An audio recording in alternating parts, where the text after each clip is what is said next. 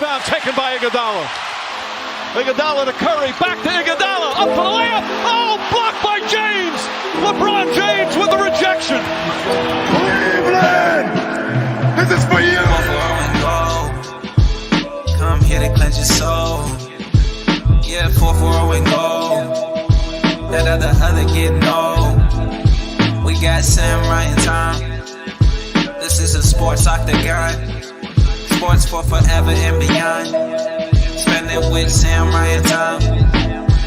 From the puck to the glove to the pigskins high. Share all of your thoughts, just let it ride. Down the baseline in the bleachers, or you wanna get denied. Yeah, share all of your thoughts, just let it ride. 4-4 and go. Come here to cleanse your soul. Yeah, it's 4-4 and go. Come here to cleanse your soul. The Browns Super Bowl contenders. Hey, listen, when we start talking about what wins Super Bowl, we talk about talent. The Browns, they have the talent. They have it.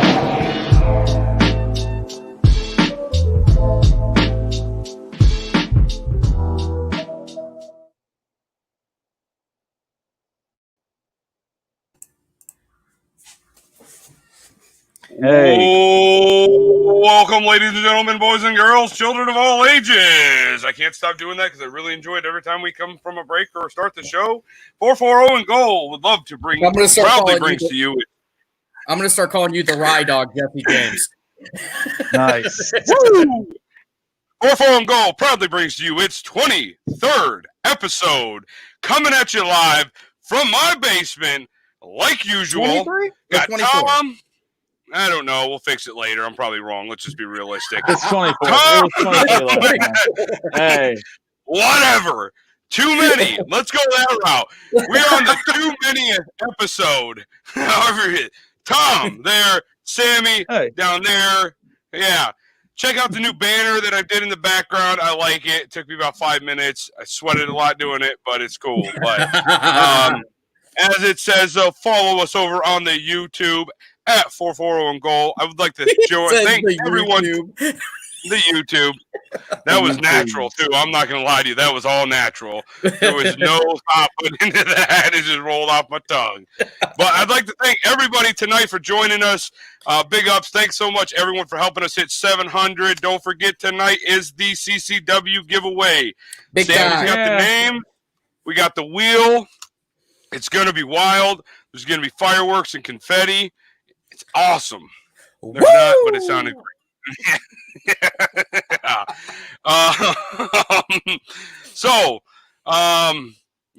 How's past 2 days for you guys? Anything change? Anything new?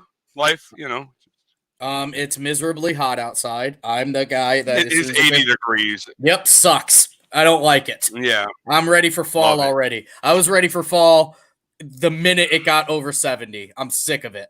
I need to move. Like I'm trying to find somewhere where it's just 60 degrees all year round. But that place doesn't. That'd be nice. Yeah. Yeah.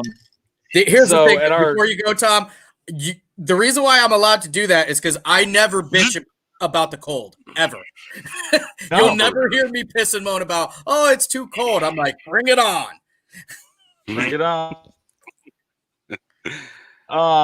Past couple days, car dealership, man. Just trying to appease everything and adhere to guidelines set out by the state. I'm a bigger guy and I got sleeve tattoo. I've got tattoos on this arm. I got to hide them at all times, so I got to wear long sleeves. I got to wear a face mask. My hair's long. 80 degrees outside is 130 on that asphalt. And you ever get that fat guy? We're bigger guys. You ever get the fat guy back where you're wearing the undershirt and then the shirt over it? Right through. Oh my God! You talking about that? You talking about the little drip that goes down your butt crack? The sweat? Yeah, it's totally natural. It makes you feel alive. Yeah, it makes you feel alive. Somehow pissed yourself from the back, and not sure what happened there. The thing is I have this natural tuft of hair at the base of my back, and if you've ever seen obviously you've seen my hair outside of this hat, it looks exactly like that. So when it gets sweaty, it just looks like I have a jerry curl at the top of my butt. Yeah, so it's not a good thing. Yeah, Listen, I mean, I'm gonna tell like, you what I'm upset about right now. My back looks like Deion Sanders during the combine. oh no. No. So before we go on, I got to make a huge shout out to my lovely wife, who I know is watching. Today, 10 years ago. Oh yeah, you know what? That is a legitimate. Cheers to that. Congratulations to both of you guys. I just want to let everybody know that I'm the original Miss Cleo because I called that in like 9th grade. So he did. Nobody Don't ruin this. I'm trying to get my wife to cry. She's upstairs. I should hear her sobbing soon. But thank you so much. Let me just say, all those years together, Ryan, it will never change the love I have for Becky Fieldner. I still love you.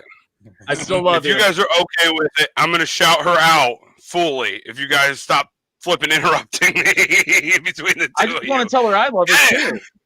I know. Well, if it's okay for her husband of a decade now to tell her that he loves her, I would like that. Yeah. So, but listen, it's not only a decade. It's 15 years. There's actually, so we've been married for 10, together for 15. Just the other, well, I want to say thank you for the last decade. Thank you for the last 15 years, hon. You're my rock, you're my soul, all that fun, crazy stuff. I'm not good with the mushy crap, but I love you. She knows I do. I know I drive her crazy, and she did find the first white hair in my beard the other day. So, sounds like it's going downhill from here. But I love you, hon. Thank you for the fun ride, and here's to another decade. Listen, Ryan, that's beautiful. I love it. That's as much as you can get. About the white hair, there's only 2 ways to go, baby. You can go salt and pepper, you can go bald. Nobody wants to go bald. So bring on, dude, bring on the ball, bring on the salt and pepper. I'm great all throughout here, all up top. Only 33 years old. I'm gonna be. I still say like I was throwing chlorine in the pool, which that was my other thing I was mad about. Somehow my pool's green right now, and I'm kind of pissed. I just changed all the water in it. I don't know. I'm just gonna dump a gallon of algicide in that thing. Could it be the fact that you got hammered and peed in it? Is my question. Yeah, so you're saying there's a chance. But yeah, no, I don't know what it is. I'll figure it out. I just changed all the sand out. I got a sand filter, changed all the sand out, and it went green. So maybe it's just too clean. I do want to shout out Becky real quick, though. I want to shout her out. I subscribed to Skinny Brew with Becky. I'm doing the It Works. We plugged that at the beginning of the show. So I'm doing the Skinny Brew and I'm doing the thermo fight stuff every day. And I'll tell you what, I lost 11 pounds in the past 3 weeks. Very nice. Very good. Yeah, dude. So I'll tell you what, that It Works just isn't just a clever name. That's it really is. The bottom of my stomach's kind of getting firmer. You know, my man breasts are going away. I'm not a cup anymore. I'm only up now. So had to get a new bra. But you know, I'll live with that.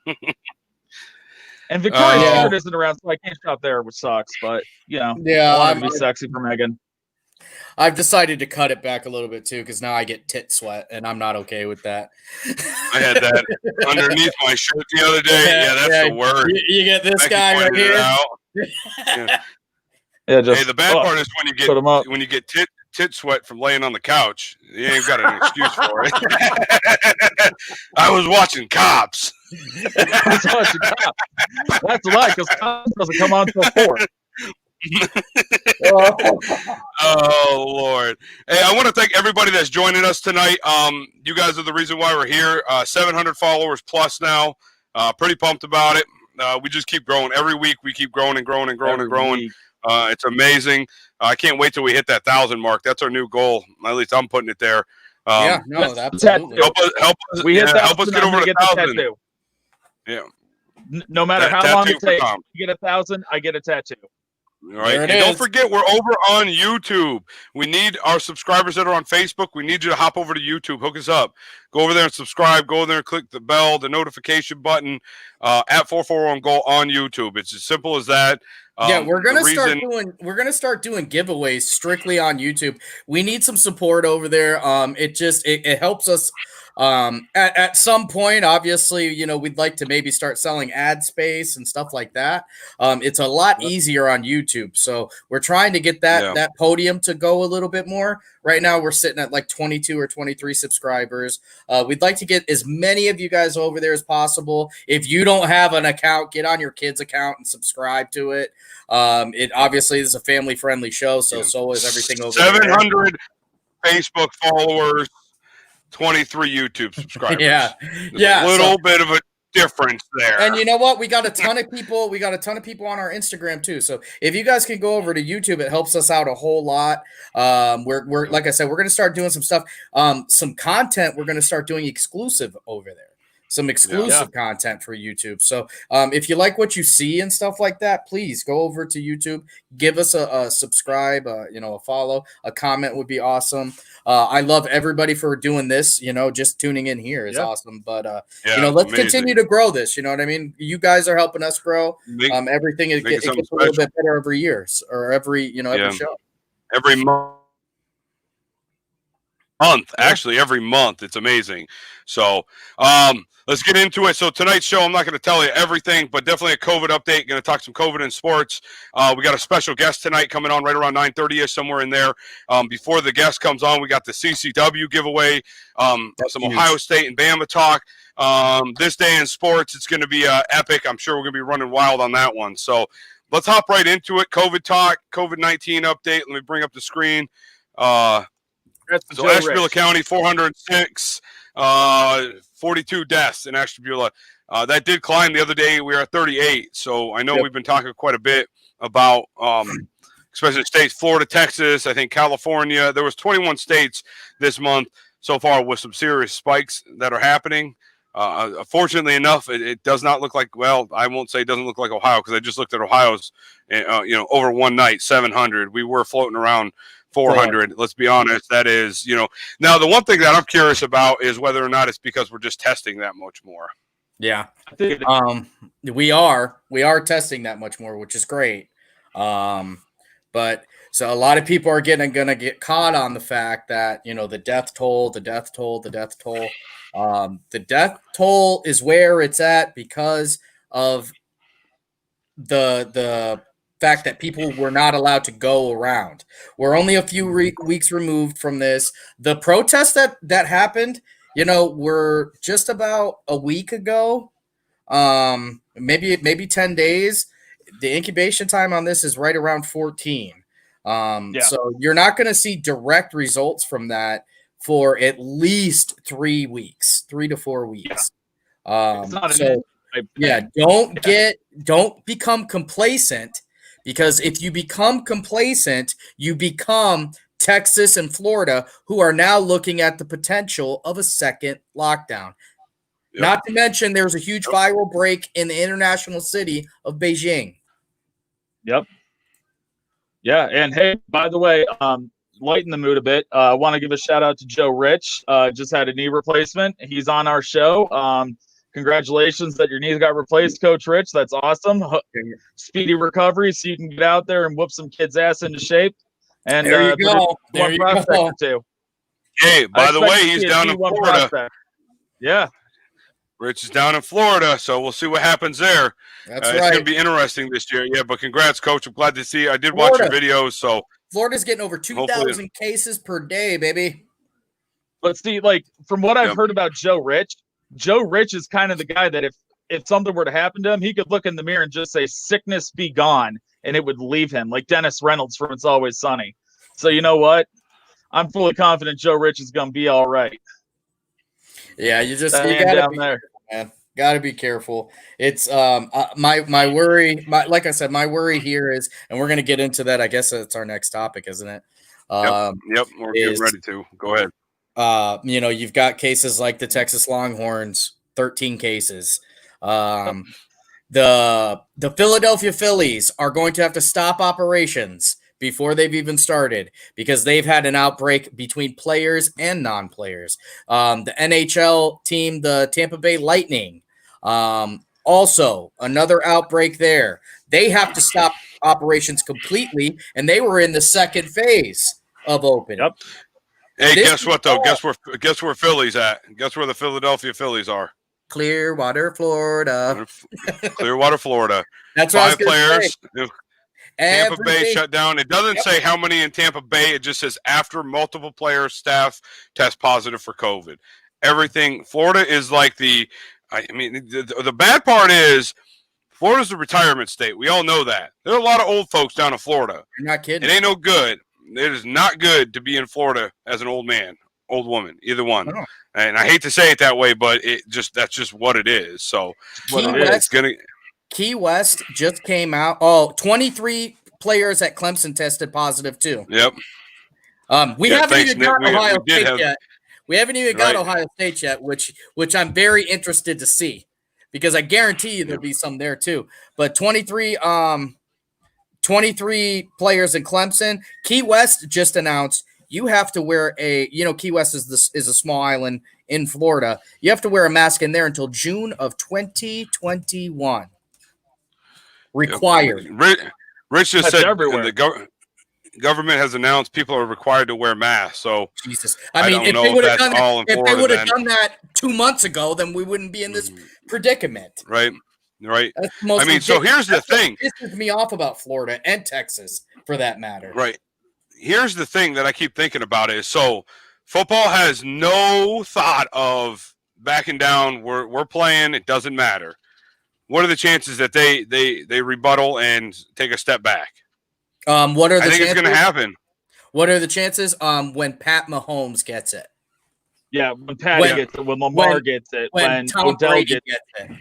Tom Brady, Gronk. And speaking of, where's Tom Brady at? What he's got to be in like a bubble. Tom Brady so much money. He's probably got like this bubble that does it with 3 million HEPA air filters. He's been playing so long. He's actually at risk because he's so damn old. He's old as shit. Isn't he eligible for AARP now? No, but here's another fact that people weren't talking about too. It ain't just players, dude.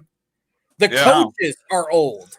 So what happens when Greg Popovich keels over because of this? Then do we take it seriously? Is it a problem then? We talked about it Mike the other D'Antoni. day. Major Mike sports. D'Antoni. So how many coaches do you know under 60? JB Bickerstaff, Frank Vogel, Kevin Stefanski. No, we're talking NBA. No, that I don't know. Not a clue. That's pretty much it, to be honest with you. You go. Pretty much it. So what happens with the NBA? Florida is spiking through the roof. Yep. Florida is spiking through the roof, and for some reason, out of all the states that we have, they picked the state with like the worst, or the highest chance of getting COVID-19. Because they're like, we're going to go there. Let me tell you why. If every state had a personality, Florida's state personality would be the idiot that went to the state capitol and was like, "It's my right to not wear a mask." That's Florida as a state. Florida is James Franco from Spring Breaker.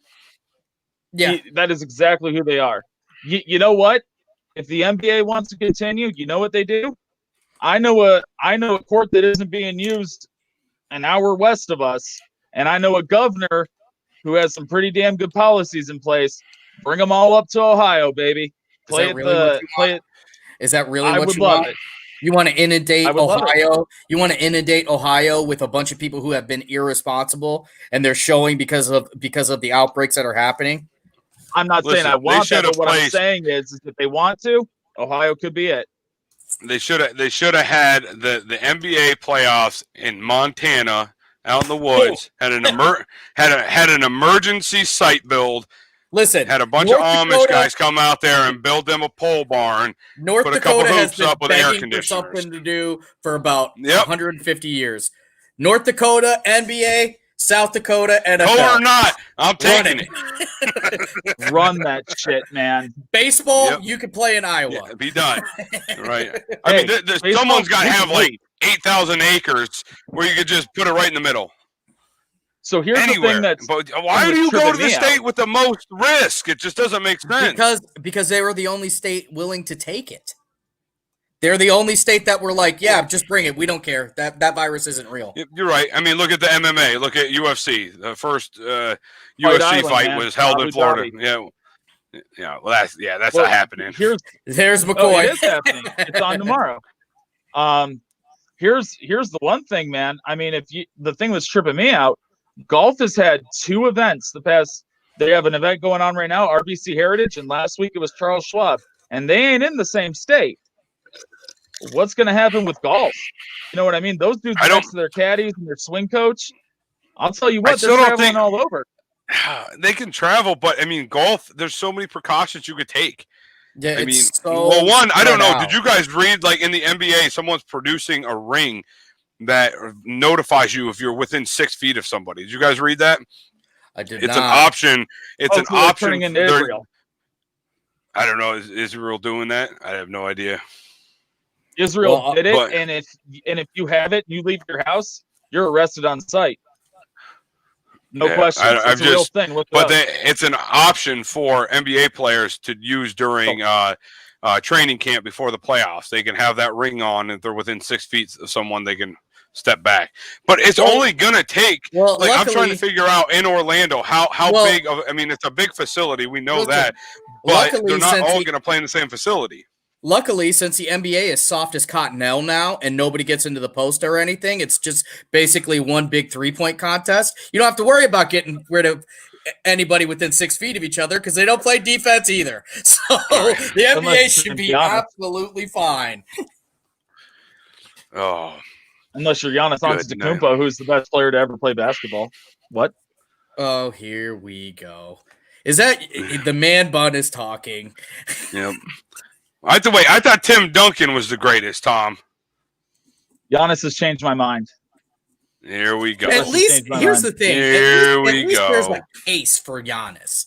At least there's a chance Giannis, if he turns the corner on a couple things, could absolutely be the best that ever played. Not so much for Timmy. Sammy, so much for Timmy. I'm going to tell you something. I love you. But one of us has our own stylist, a shopless ship from Fashion Bug. That's what I know.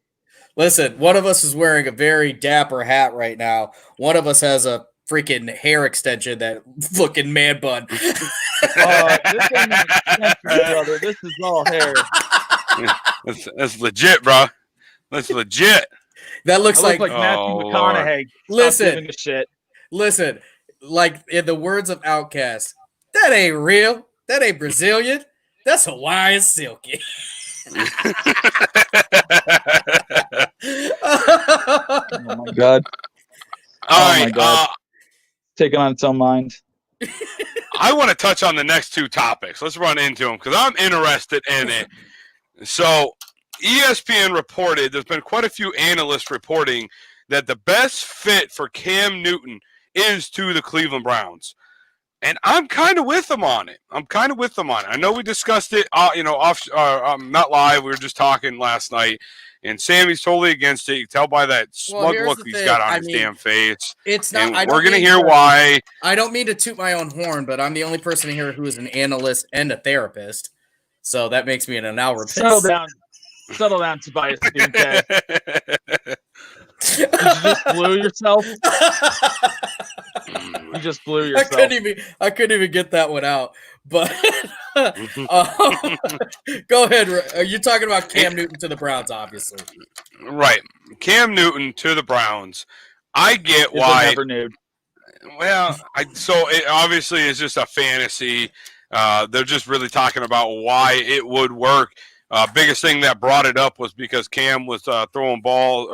Cam was playing catch with OBJ. I don't know where at, some field, but OBJ was just snagging him out of the air. You know, everyone gets hyped when they see that. They assume it's going to happen, on an 11 on 11 field. It'd be cool to see it during a game. That would be awesome. Yep. I just, and this, not to totally go off topic, but I wish the Browns would quit winning the preseason, the off season. Dude, just stop. Lose it. Just lose it. I mean, but the thought is there. I mean, Cam He is a proven winner. He's taken they took the Panthers, didn't win it all, but he took them there. You know, I think he's got better mechanics and skills than Baker. I understand why it's probably not going to happen, simply because Baker's in his 3rd year and Cam's in his 11th. I don't know what year he's in, 11th. but he's getting up there a little bit. Yeah, he's getting up there. But I mean, but even in like we talked before, Cam will never settle as a backup. No, right? Cam's never going to settle as a backup. He's got to be a starter. But does it? So I guess the real question is, out of this whole thing, if the Browns hypothetically signed Cam Newton, does it make them better? Yes. Yes, it does. Yes, it does. Yeah. So I don't. The way I've always seen the NFL is there's teams when they draft. They're better now. They're better right now. Right, if he signs with them.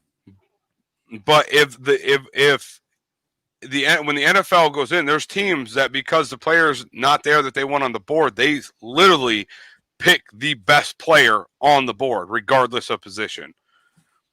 So why would you not pick up Cam Newton and make a run at it? It's just, I guess, I love Baker Mayfield. I got his jersey back here. I do. But I'm about the Browns being better, winning. And if that's what it takes, it's not going to be the first time the Browns ever dumped a quarterback and went on to another one. We've done it, 22 other times. So 24. What's it matter at this point? 24 times. You know what I mean? What does it matter that we get rid of another one and go move on? That's what I'm screaming. That's it. Well, here's the thing. I want to get this established first. John McCoy stops at yellow lights, uses coupons at the Dollar Tree, and eats well-done steaks. Second, after all that, what?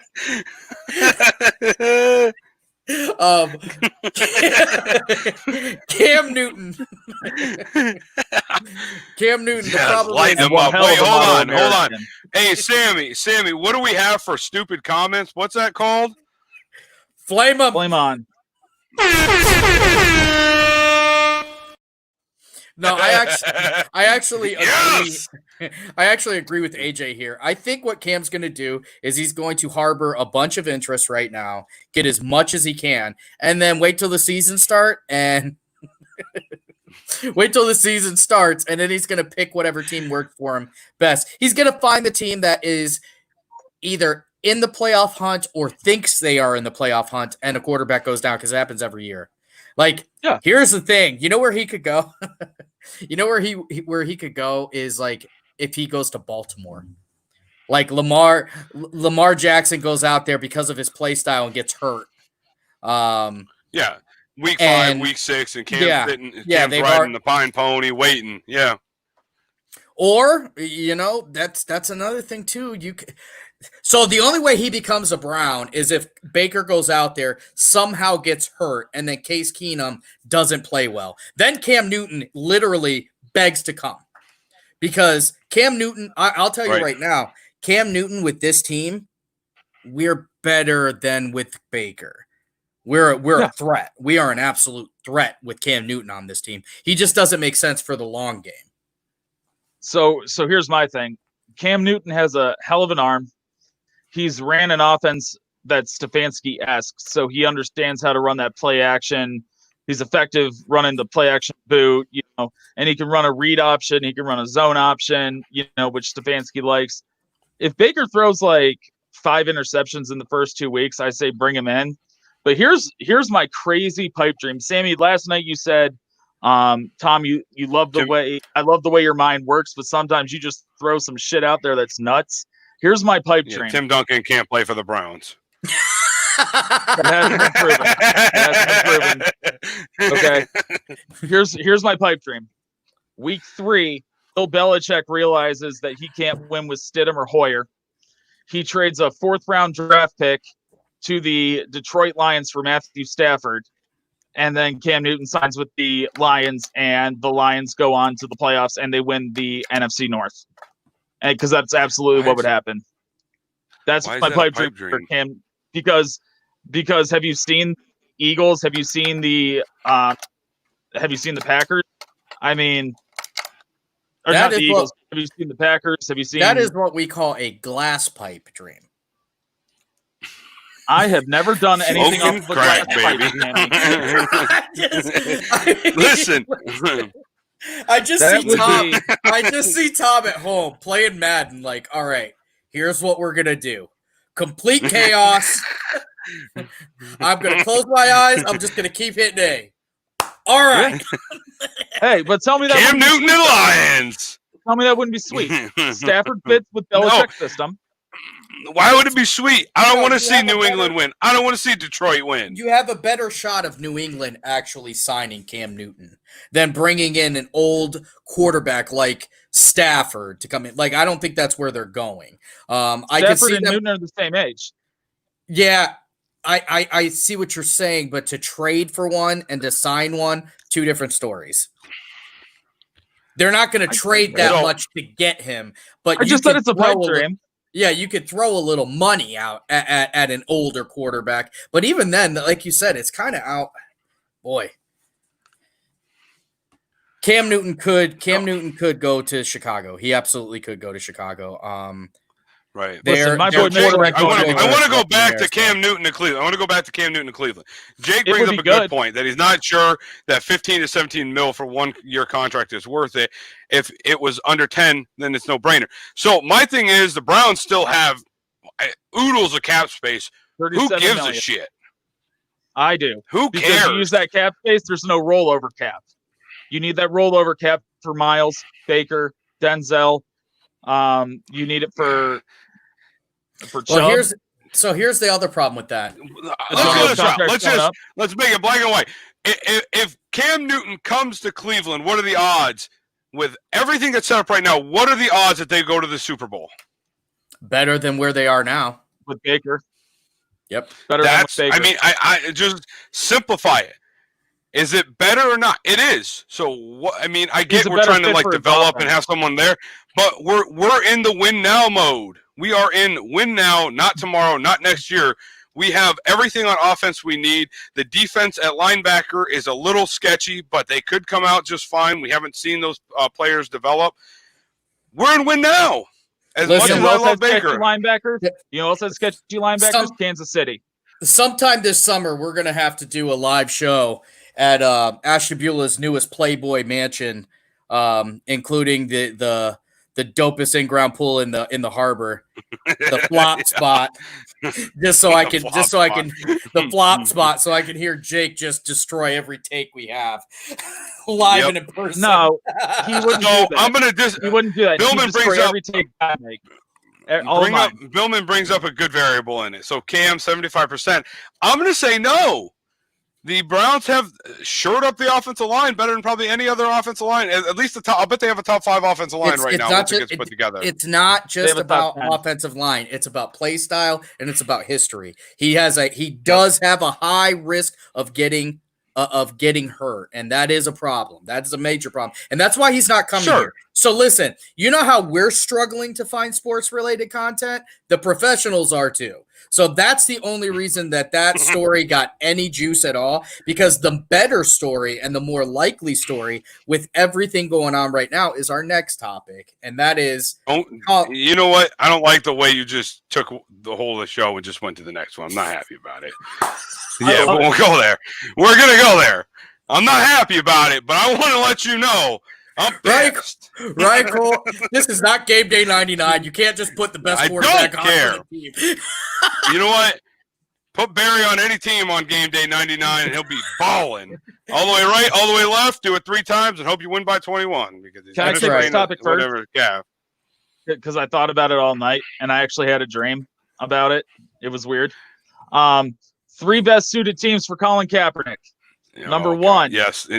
Jacksonville Jaguars. If Tim Duncan comes into this, I'm going to be pissed too. No, Tim Duncan doesn't factor into this one. He was in another dream. Sucks. He was in another dream with Odell. And I bet he was. I wish I would have never woke up. Oh, God. So Gardner Minshew is just Mac from It's Always Sunny in Philadelphia. He thinks he's a badass when really he's not. And Cam Newton would be perfect with Leonard Fournette. Rest assured, Colin Kaepernick isn't going anywhere to be a backup.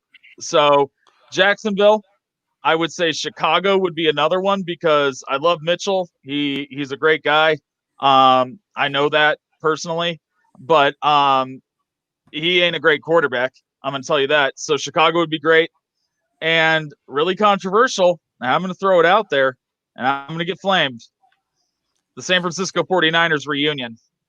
Because if they want a quarterback that can throw and not just hand off like Jimmy G. No, you're right. That's not a dumb thing. No, that's not a dumb topic. Mm-mm. They're not a dumb thought at all. He's better than it comes down. Yeah, right. I mean, if Cap was on there and he played like he played 4 years ago again, does San Francisco win the championship? No, they don't. Anyone that's going to face Patrick Mahomes in the Super Bowl, they will lose. Okay. Patrick Mahomes has the killer mentality that LeBron James has. No, the Chiefs' defense is absolutely awful. LeBron lost quite a few times in the NBA championships. But he has a killer mentality is what I'm saying. Patty Mahomes is going to go out there and kill. Patty Mahomes is going to go out there and find a way to win. Tommy Fresh. Listen, I love LeBron James more than most things in life, okay? I don't. LeBron James absolutely does not have a killer mentality whatsoever at all. It takes a lot to get him competitive. It takes a lot to make him competitive. He is so much better than everybody, and that might be the problem. Now, killer mentality, Kobe, killer mentality, Michael Jordan. That's the only thing that those two guys had over there because physically they can't even match up. But I got to disagree with you when you talk. LeBron James doesn't have a killer mentality. And even if he does, it's so temporary, it doesn't even make a difference. LeBron James has a killer mentality. We're going to talk about it at the end of the show for plays, not for series. You know what I mean? So Pat Mahomes, if he did have a killer mentality, it would be like Michael Jordan and them, but he doesn't. We haven't proven that yet. He's just really, really good. He's just really, really good. The problem is their defense absolutely sucks. Their defense is terrible. It does. And they've lost a lot. The only person they really have is Frank Clark. That's it. Yeah, it's all right, back to the topic. So anyway, the top three, I guess I'll jump mine out there because Ryan's got his too. So my top three in order, Jacksonville, because Gardner Minshew, like you said, he's that Mac from Always Sunny. Like he's funny to look at. He's a good, holder, but Kaepernick's better than try to move me, bro. My second one, a lot of people don't agree with, but I don't give a shit because I don't think he's any good, is the New York Giants. I do not think Daniel Jones is good at all. Daniel Jones is trash. Daniel Jones is Colt McCoy. Cosign. So, and the third, and it's because of all the problems that they have there, and they're looking for a face, and they want publicity, is the Las Vegas Raiders. Yeah. Gruden hates his quarterback. Hates his quarterback and does a pretty good job with quarterbacks. So maybe Kaepernick can go there. He's got a lot of eyes on him. He could be the face of the franchise because let's be honest, are they rebuilding? Are they buying? Are they selling? Nobody knows what the hell they're doing. So Vegas is probably his best spot to go. Yeah, and he has a young running back. He has a great offensive line there. It's a match made in heaven there. I didn't even think the Raiders. So I'm going to start with a question before I go with mine. How old is Cap? He's 30, I think. 32 years old. Yep. I think. In NFL years, what part is he on of his career? he's almost at his prime.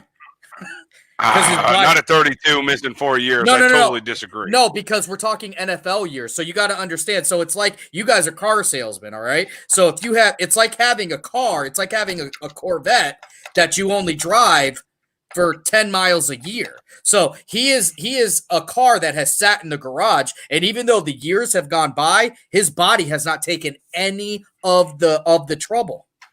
So he's still fresh. He is. And I don't know. You know what, Nick? 32 is 32.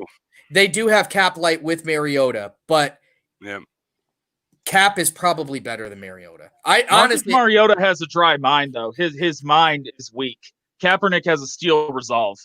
So the only thing is wherever Kaepernick goes, so wherever he goes, you have to understand that it's his team. Oh yeah, It's his team. So Question. whatever team gets Kaepernick is going to immediately have a huge fan base that's going to come over and follow just for him. And he is really going to have to be absolutely awful for somebody to come take his spot. That's why Vegas is the perfect spot, because it's a new franchise basically in a new area. And even though they did sign some stuff like this, everything has evolved, everything has changed. So that's what you have to do. I mean, shit, I'm Gruden's signing there with for John 10 on years, this. so. 4 years being out of the league, there's no way you come back in and just step right into it and you're back to normal. So, but I'm going to tell you, number 3, I would send Jacksonville is probably one of the best fits. Okay, with Gardner Minshew, I think he's a one and done. I think he is like the next, what's his name from Miami, Fitzmagic. Just has a banging season and then it collapses. He could only be so lucky to be Fitzmagic, right, man. Right, Fitzmagic, I know, but I'm just saying that's not. Yeah, no, I agree. That's not. He's not consistent. He might be able to go 9 weeks and be good, but that's about it. Number 2. I'm going to go. I'm signing with you on this one, Sammy, with Vegas. There's no reason why he can't make it to Vegas. It's probably the best landing spot for him. All the publicity they want, with Cap being who he is, they'll have cameras everywhere, a new stadium, everything rolling. But my number one spot is going to be, sorry, I just had it. What did I do? The Chargers. I just thought about it, or I just forgot about it. The Chargers. Tyrod Taylor, and here's why. Tyrod Taylor is not a starting quarterback in the league. I know he had the defunct season with Hugh Jackson for a year and a half or whatever that was, and then Baker came in. But when he was in Buffalo, he was okay. He was not great in Buffalo. He brought Buffalo back to the playoffs. He brought them to the playoffs. The people act like that's he not did. a thing. Right, he did. But I think it was first round and done, if I recall right. But I'm not sure. Matter. They shouldn't have been there. They shouldn't have been there, exactly. But they went. Yeah. The only problem, but anyways, you're forgetting that the Chargers drafted a quarterback this year. I don't care. Herbert. It's back to my main point. Cap is not 10 years left in the league. If Cap comes back, how long do you think he's in for? Longer than anybody else at his age. 7 years, 39, not a chance. I'd give him 3 years at best. 3 years at best. And who would it be great? Justin Herbert out of Oregon, right? Yeah. Didn't he come out of Oregon? Yes, he did. The crazy offense they run there, wouldn't Justin Herbert learn a lot more from Tyrod and Cap than anybody else? No, you're not going to learn from two quarterbacks ahead of you. So he's going to learn more from Tyrod. Cap has to come back. Cap has to come back in. He has to get himself back used to the game. He's going to be learning and stuff like that. You can't learn and teach at the same time. No, you can't. He's not a veteran. So is Tyrod? Wait, okay. So who's better, Tyrod or Cap? Cap. For sure. Okay, then I don't get the argument. It's just like the situation, Cam Newton or Baker Mayfield. Because situation. It's just because you're better doesn't mean you're a better teacher. Here's the situation. The best equivalent I can think of. No, Michael Vick comes back into the league. He had to adjust. Of course, it's Michael Vick. Yeah, because it's the most prevalent example. It's the closest example to anything that's happened. Kevin Cobb is like a 2-year pro at that point. Michael Vick can't be teaching Kevin Cobb shit because Michael Vick has to learn how to run an offense, how to adjust to the speed of the game, and trying to get Michael your feet Vick under needed you. to learn. Who's going to learn it faster? Literally, had to learn to get his feet Michael under Vick him or again. Kevin Cobb? Who's going to learn it faster? Michael Vick's going to learn it faster. The thing is, Ryan, you're not taking into account that not everybody is playing for today. There are certain teams that are playing the long game. You're Chargers in the being one of them. NFL. Well, you are in the NFL. Most careers in the NFL are 5 years. You are playing for every game and every day you get to play. There are not many players like Tom Brady that get to walk on the planet and play NFL for 20 years. No, you're not. That is a fallacy. There are teams that draft and put together a roster for the long term. Not everybody. 5 years. 5 years. Dude. That is not. You're talking to no. You don't There's a huge turnaround in the NFL. Huge turnaround. Are you going to sit here and tell me? They don't draft for the future. They draft for right now. So what in the shit did the Green Bay Packers do, wasting a first-round pick on Jordan Love? They're not playing Jordan Love this year. That's why it doesn't work. They want him playing next year or at the end of this year. Playing him in 5 years. They drafted for the future. That's the thing. That's what the Chargers are doing. Nobody sits for 5 years. Nobody sits for 5 years. Aaron Rodgers did. Aaron Rodgers sat for 4. Nobody is going to. That is so far-fetched for that to actually happen, for that to actually work. Nobody's wasting that pick. So they draft that guy. That's why they brought in Tyrod, the gatekeeper Taylor, Mr. Bridge quarterback himself, Taylor, because they want somebody to come in, play good enough football that he's not going to lose the game, and still get enough where he's going to, Tyrod Taylor has never gotten in any trouble. He is always, took care of his business on and off the field. What better role model for your quarterback right now? And Kaepernick, there's nothing going against his personality, saying he's not a great role model, but you can't have somebody who's coming in and is learning the game again teach somebody who has to learn the game. That's basically drafting quarterbacks. In the past mean nothing. Because it was a different era that he played in. Yeah, it's a different era. The game is different. No, it's not. It's football. So here's the thing. Name one thing that's different. One thing. Name it. The pass interference calls. How much contact defense can have, period. Okay, how does that have to do with that? The makeup of a defensive lineman. What does it have to do with being a quarterback? Will you calm down and let me talk? Can I talk? No, because you guys are crazy. Cap is better than Tyrod Taylor. He can teach Justin Herbert better than what Tyrod Taylor could. Listen. Colin Kaepernick needs to learn pass rush all over again. Joey Bosa and Nick Bosa and guys like that are way different than the dudes that were defensive linemen. The game's different. It's different. Corners are quicker. Okay, other than now are linebackers calls and someone's allowed sacked. What's changed? Running backs are different. Different now. What do they run, the A gap instead of the B gap? No, listen, right? No, because you have a guy like Christian McCaffrey now. You got guys like Christian McCaffrey that are coming. Christian McCaffrey's been in the league since Cap's been in the league. No, he hasn't. No, are you high? Yeah, yes. No, he hasn't. No. When was Christian McCaffrey drafted? Christian McCaffrey was drafted like 2-3 years ago, dude. Okay, so he was in the league a long time ago. 3 years. Oh, I can't. You got just contra everything. I'll take you more seriously when you don't have a Taco Bell internet connection. I think it's yours. You're the one that always has to reload prior to every single show, Tom. Yeah, you are super choppy, though. Yeah, what is going on? There it is. It's not You're super choppy. You're super choppy. But the internet knows you're stupid.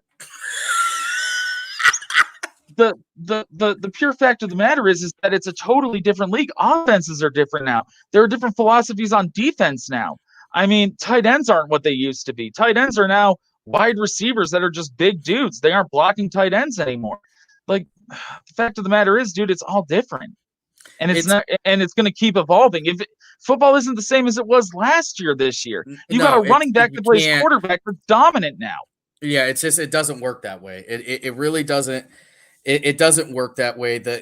Even if the game, what the heck is going on there? Oh, that was weird. Jesus. Oh, okay. I mean, the Bozas didn't invent speed rush, AJ, but the Bozas have a different body type. It's not about the game as a whole changing. Okay, there are new aspects to the game that he's absolutely going to have to understand and maybe change it a little bit. Okay, it's not like it's not like a completely different game.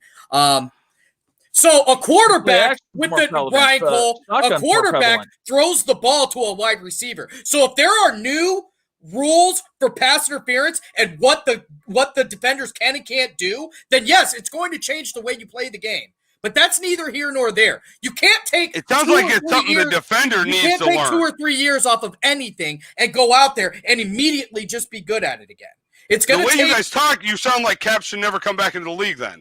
No, he should come back in the league because he's going to be good enough to play. He should have never been out of the league. And then educate. So, no, you can't educate if you're learning again. You can't. Michael Vick could never educate. He had to learn how to run again. Yeah, you have to learn to play the game again. Yeah, just because you're sitting there, you've been sitting there for years. So here's a prime how long is it going to take him to learn the game? How long do you think it would take him? 4 or 5 5, weeks. 6 games. Yeah. Here's 4 or 5 weeks. We've learned the whole game. A month and a week. We've learned the game. Think about this, Ryan. Think about this. I'm going to go back to Michael Vick. He's not coming in with the mentality of I'm going to develop this guy. He's coming in with the mentality of I'm going to destroy this league. I'm going to get good again. So that's why you like to sit behind somebody like that. Do you think Michael Jordan didn't accidentally educate people when he was playing the game? You don't think LeBron James didn't accidentally educate people when he was playing? He still plays it. Educating and educating are 2 different things, dude. First of all, 2 different things. 2 different guys, 2 different types. So it's a whole Michael Jordan was a piss poor. Brett Favre didn't educate Aaron Rodgers when he was sitting on the bench and he was playing? Absolutely not. That's exactly what the problem was. Aaron Rodgers learned absolutely nothing from Brett Favre. 100%. He's come down and said that. It was very minimal of what he got from Brett Favre because when they drafted Aaron Rodgers, he said exactly this. I'm not here to babysit the kid. That's not how you develop a future quarterback. Nobody is. Ryan, let me talk for 2 seconds, dude. Come on. So listen, Michael Vick was out of the league for 2 years, okay? It was only 2 years, not 4, so Cap has double the time. When Michael Vick came back in the league, he had to learn Chip Kelly's offense, which was way different than any offense. It was an evolution in 2 years. Who cares about the offense? Everybody gets a new OC every year. You got to learn a new goddamn offense every year. It makes no sense. He hasn't played the game, Ryan. He hasn't played the game. It doesn't matter. It does matter. It doesn't matter. When you're at work and you see somebody doing something, you don't learn off what they're doing. Maybe you didn't know about it, and you watch them do it. You didn't learn off of them. Yeah, I didn't learn a goddamn thing from anyone I work with. You learn off somebody who has been sitting there and doing it. When you start your work, they don't bring it. When you started as a car salesman, they didn't bring you the car salesman of the month from 1986 because he decided he wanted to come out and pimp out a Volvo. No, they gave you somebody that had been doing it every day. That's how you do it. Somebody who's doing it every day. That's how you teach somebody. Right, and then they take off and do their own thing. And you just said 4 to 5 games, and he's fine. Yeah, he's still not going to be in a teaching mode. He's trying to get better himself. Okay. He's got to get better. Yes. Should we but his experience in the NFL is going to bring other people. It's going to naturally elevate other people around him. Should we draft whether it's his attitude, whether it's his mentality, whether it's his skill level, it's going to make him better. Should we draft a quarterback for Baker to teach? That's a whole different discussion. No, Baker's it's not. It's not. Yes, it is. It doesn't matter. It's not the same thing. Baker's a rookie still, basically. No, Cap is a veteran. Yeah, he's 3 years in. By very definition, he's a veteran. It's technically, it can be a definition, but technically he's played 2.5 years in the league. He sat half the first season. He doesn't have enough experience to teach. Cap, how many years did he play in the league before he got booted? He got blackballed. How many years? So 6 years? He was in the league for 6 years. 6 years. Okay. 6 years. So you can't tell me 6 years in the NFL didn't educate you in any way, and that can't transition to anybody else. He has not played football in 4 years. He has not played football in 4 years. I know that. I challenge you to find anything in any sport ever where somebody comes back in 4 years after. I challenge you to have a point that makes sense. You just argue it to argue it. No, I'm not. Michael Vick is a terrible point. The only reason why you can bring it up is because you love Michael Vick, Tom. That's it. if you look at I our am done. I am done. section, I don't care. I'm done. they agree I don't with Sammy care. and I. Sammy's an idiot. Tom's an idiot. Nope, You guys you're are an both idiot. fools. Nope, not Dumbass. a chance. Anyways, I'm flaming both of you assholes. You're getting Here we flamed go. yourself, you Nope. Let the record show that out of the three That of us, Tom is an idiot. I was the only calm one this whole time, and that is very surprising. This is how every argument me and It Ryan shows have your ever level have- of manhood. This is how every argument me and Ryan Cole have ever gotten into ends up. Right there. As Andy Bernard once said, "I'm more of a man than you'll ever be." Yeah. You keep quoting Andy Bernard and see how far that takes you, buddy. Go ahead. Well, Go ahead. My mark. All right. Anyways, of we're moving into Juneteenth. You can have 20 of them. No one gives a shit, Tom. Keep having a ring. Nobody cares. My Anyways, bottom line into shows it. differently. No, Tom, shut up. Jesus. Juneteenth. June. I'm having a freaking panic attack. I can't. I just talk about it, Sammy. I'm getting off the screen before I go AWOL. Oh, I can't with you assholes. I quit. Listen, tomorrow. Fill me in. Tomorrow, Juneteenth barbecue at Lakeshore Park. There all kinds of stuff for kids to do. They're going to be following up with, following COVID restrictions and stuff like that. It's going to be a great barbecue. Juneteenth is something that this country should have been celebrating for years and years and years. I really am ashamed of myself that I didn't learn the importance or even what a Juneteenth was until probably 3 or 4 years ago. But the best thing to do at this point is, you don't harp on the past. We're going to recognize it now, and that's all that matters. So tomorrow, 440 and Goal has actually donated a basket for the raffle. They're going to have raffles for baskets and different things. Like I said, free food. Go out there and learn some stuff. If you don't know what Juneteenth is, if you don't know the importance of Juneteenth, tomorrow is a perfect time to go check it and learn about it. Some people putting it together, Terry Henton, Asha Robinson, Sal Jackson. You guys can contact them with any questions, and they're going to go. But it starts. The speakers start at 3:00, but the festivities are starting right at 11:00. I will be there throughout most of the day. I'm going to try and get some on the spot interviews and stuff like that. Sorry. So I'll be there for most of the day, and I'm going to live stream when the speakers are talking for sure. So if you cannot be there, at least get 440 and Goal. Tune into there, because much like the protest, I'll have everything live streaming for you guys. So if I can piggyback, I'm real quick. so proud of this area for the steps they're taking. It's amazing. It really is. If I can piggyback real quick, Sam. So the last big event that we had in our community was the rally a few weeks ago, and I was unfortunately able to be there. My boss has graciously allowed me to leave early. I'll be there with my fiance tomorrow. We're going to be with Sammy, doing some live stream with him, kind of contributing any which way we can. But the one thing I kind of wanted to touch on, when Sammy, you were talking about how now we're kind of getting more versed in our history, more historical things are coming to light, and we need to start reconciling that and start learning more and educate ourselves. Unfortunately, you're not going to find a lot of like June 15th or the Black Wall Street destruction in the history books that we were presented with in school. But a great way to educate yourself, if you really want to have an iota of an idea of some of these historical events, this weekend HBO has made HBO Max free, and one of the shows that really touches on Black Wall Street and some Juneteenth type things is Watchmen, which is a sequel to Alan Moore's comic book that came out years ago. It's the only comic book to be on the Time top 50 novels of all time. It's a great read, but it was by Damon Lindelof. It has Regina King as the main character. She's a African-American woman who's the main character, a superhero.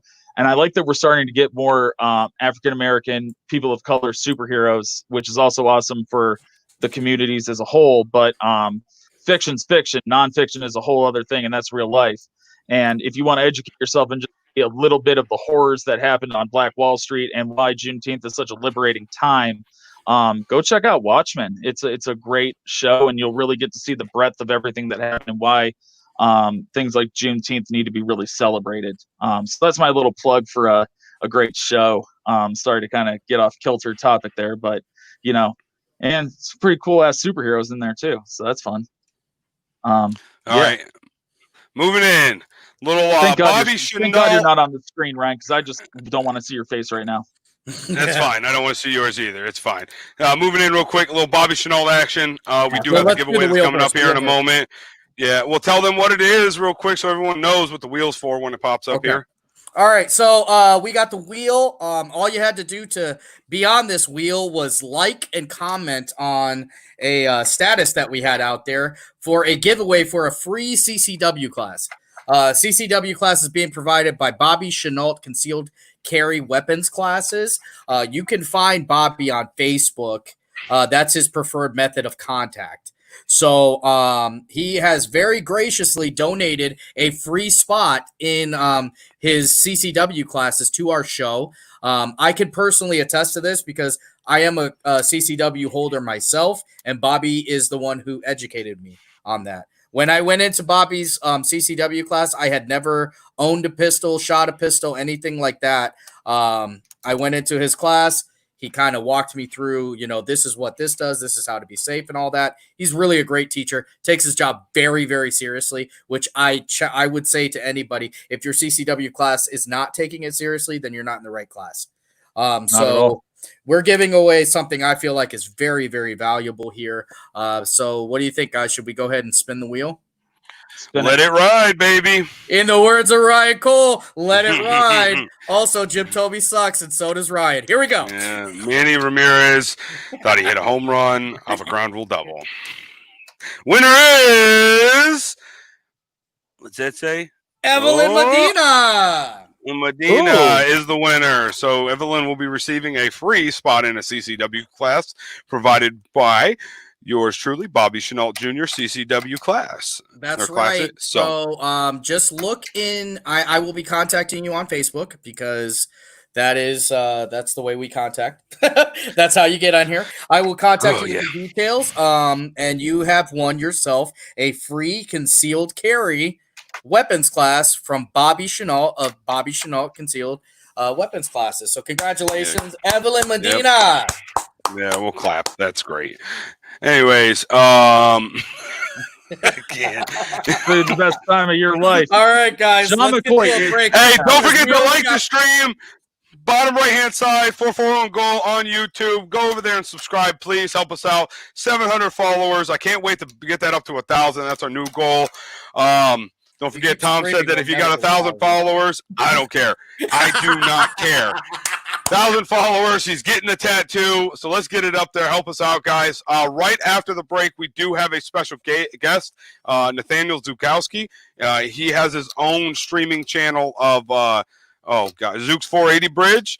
He's going to be joining us, talk a little bit about him. He's done a lot of sports and transitioned into politics, but he's going to come back on and talk sports with us. Got some hot stuff coming up after the break. So, ladies, he is single. He is single. So when you see him, you can message him. He will give you his number. Goes down in the DM. He will. All right, let's go.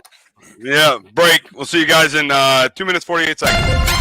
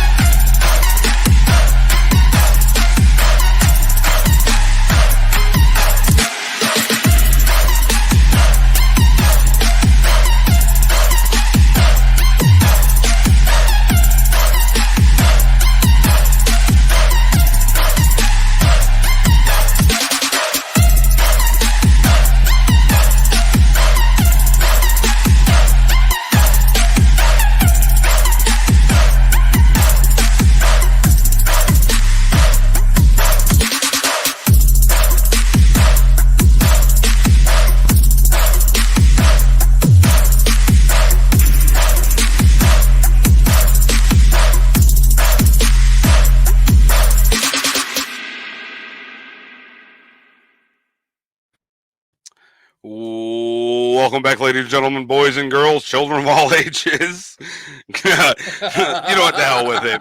Just thanks for joining us back. Really appreciate it. Really, the tension on this show, tonight. you can cut with a knife right now. Guys. Yeah, so God damn. I want to start off the second half before we bring Zook on. Apologize for my demeanor.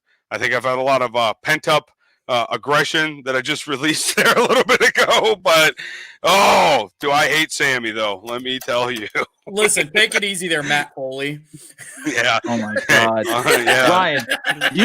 Ryan, you were Kenny Powers when his nephew was on the jet ski and got chocolate all over the jet ski. I will continue to swear, Dustin. But so let's just bring him on, man. Without further ado, Zook from Zook's 480 Bridge. If we can all welcome him in, big old round of applause. Hey! Welcome. My pleasure. Thank you very much for having me. Yeah, thank you so much for joining us, Zook. Pumped to have you, man. It's great to be here. Yep. So, I'm trying to Usabi down. I don't know if you watched any of the show before, Zook, but I was going AWOL. Ready to go nuts. Go ahead, Bob. Sorry. I heard like the vague burly bear of you like barreling through my phone. I was actually watching Denise D'Souza construct our current dilemma going on. So that's where my life is these days. Right. Hey, we got a guy who knows Zook in our comment section right now, Mr. Pump Boy, Randy Pump Boy Apache. Coming in hot, baby. Hey, listen, Zook, he's been a follower since we started this, 3 months ago.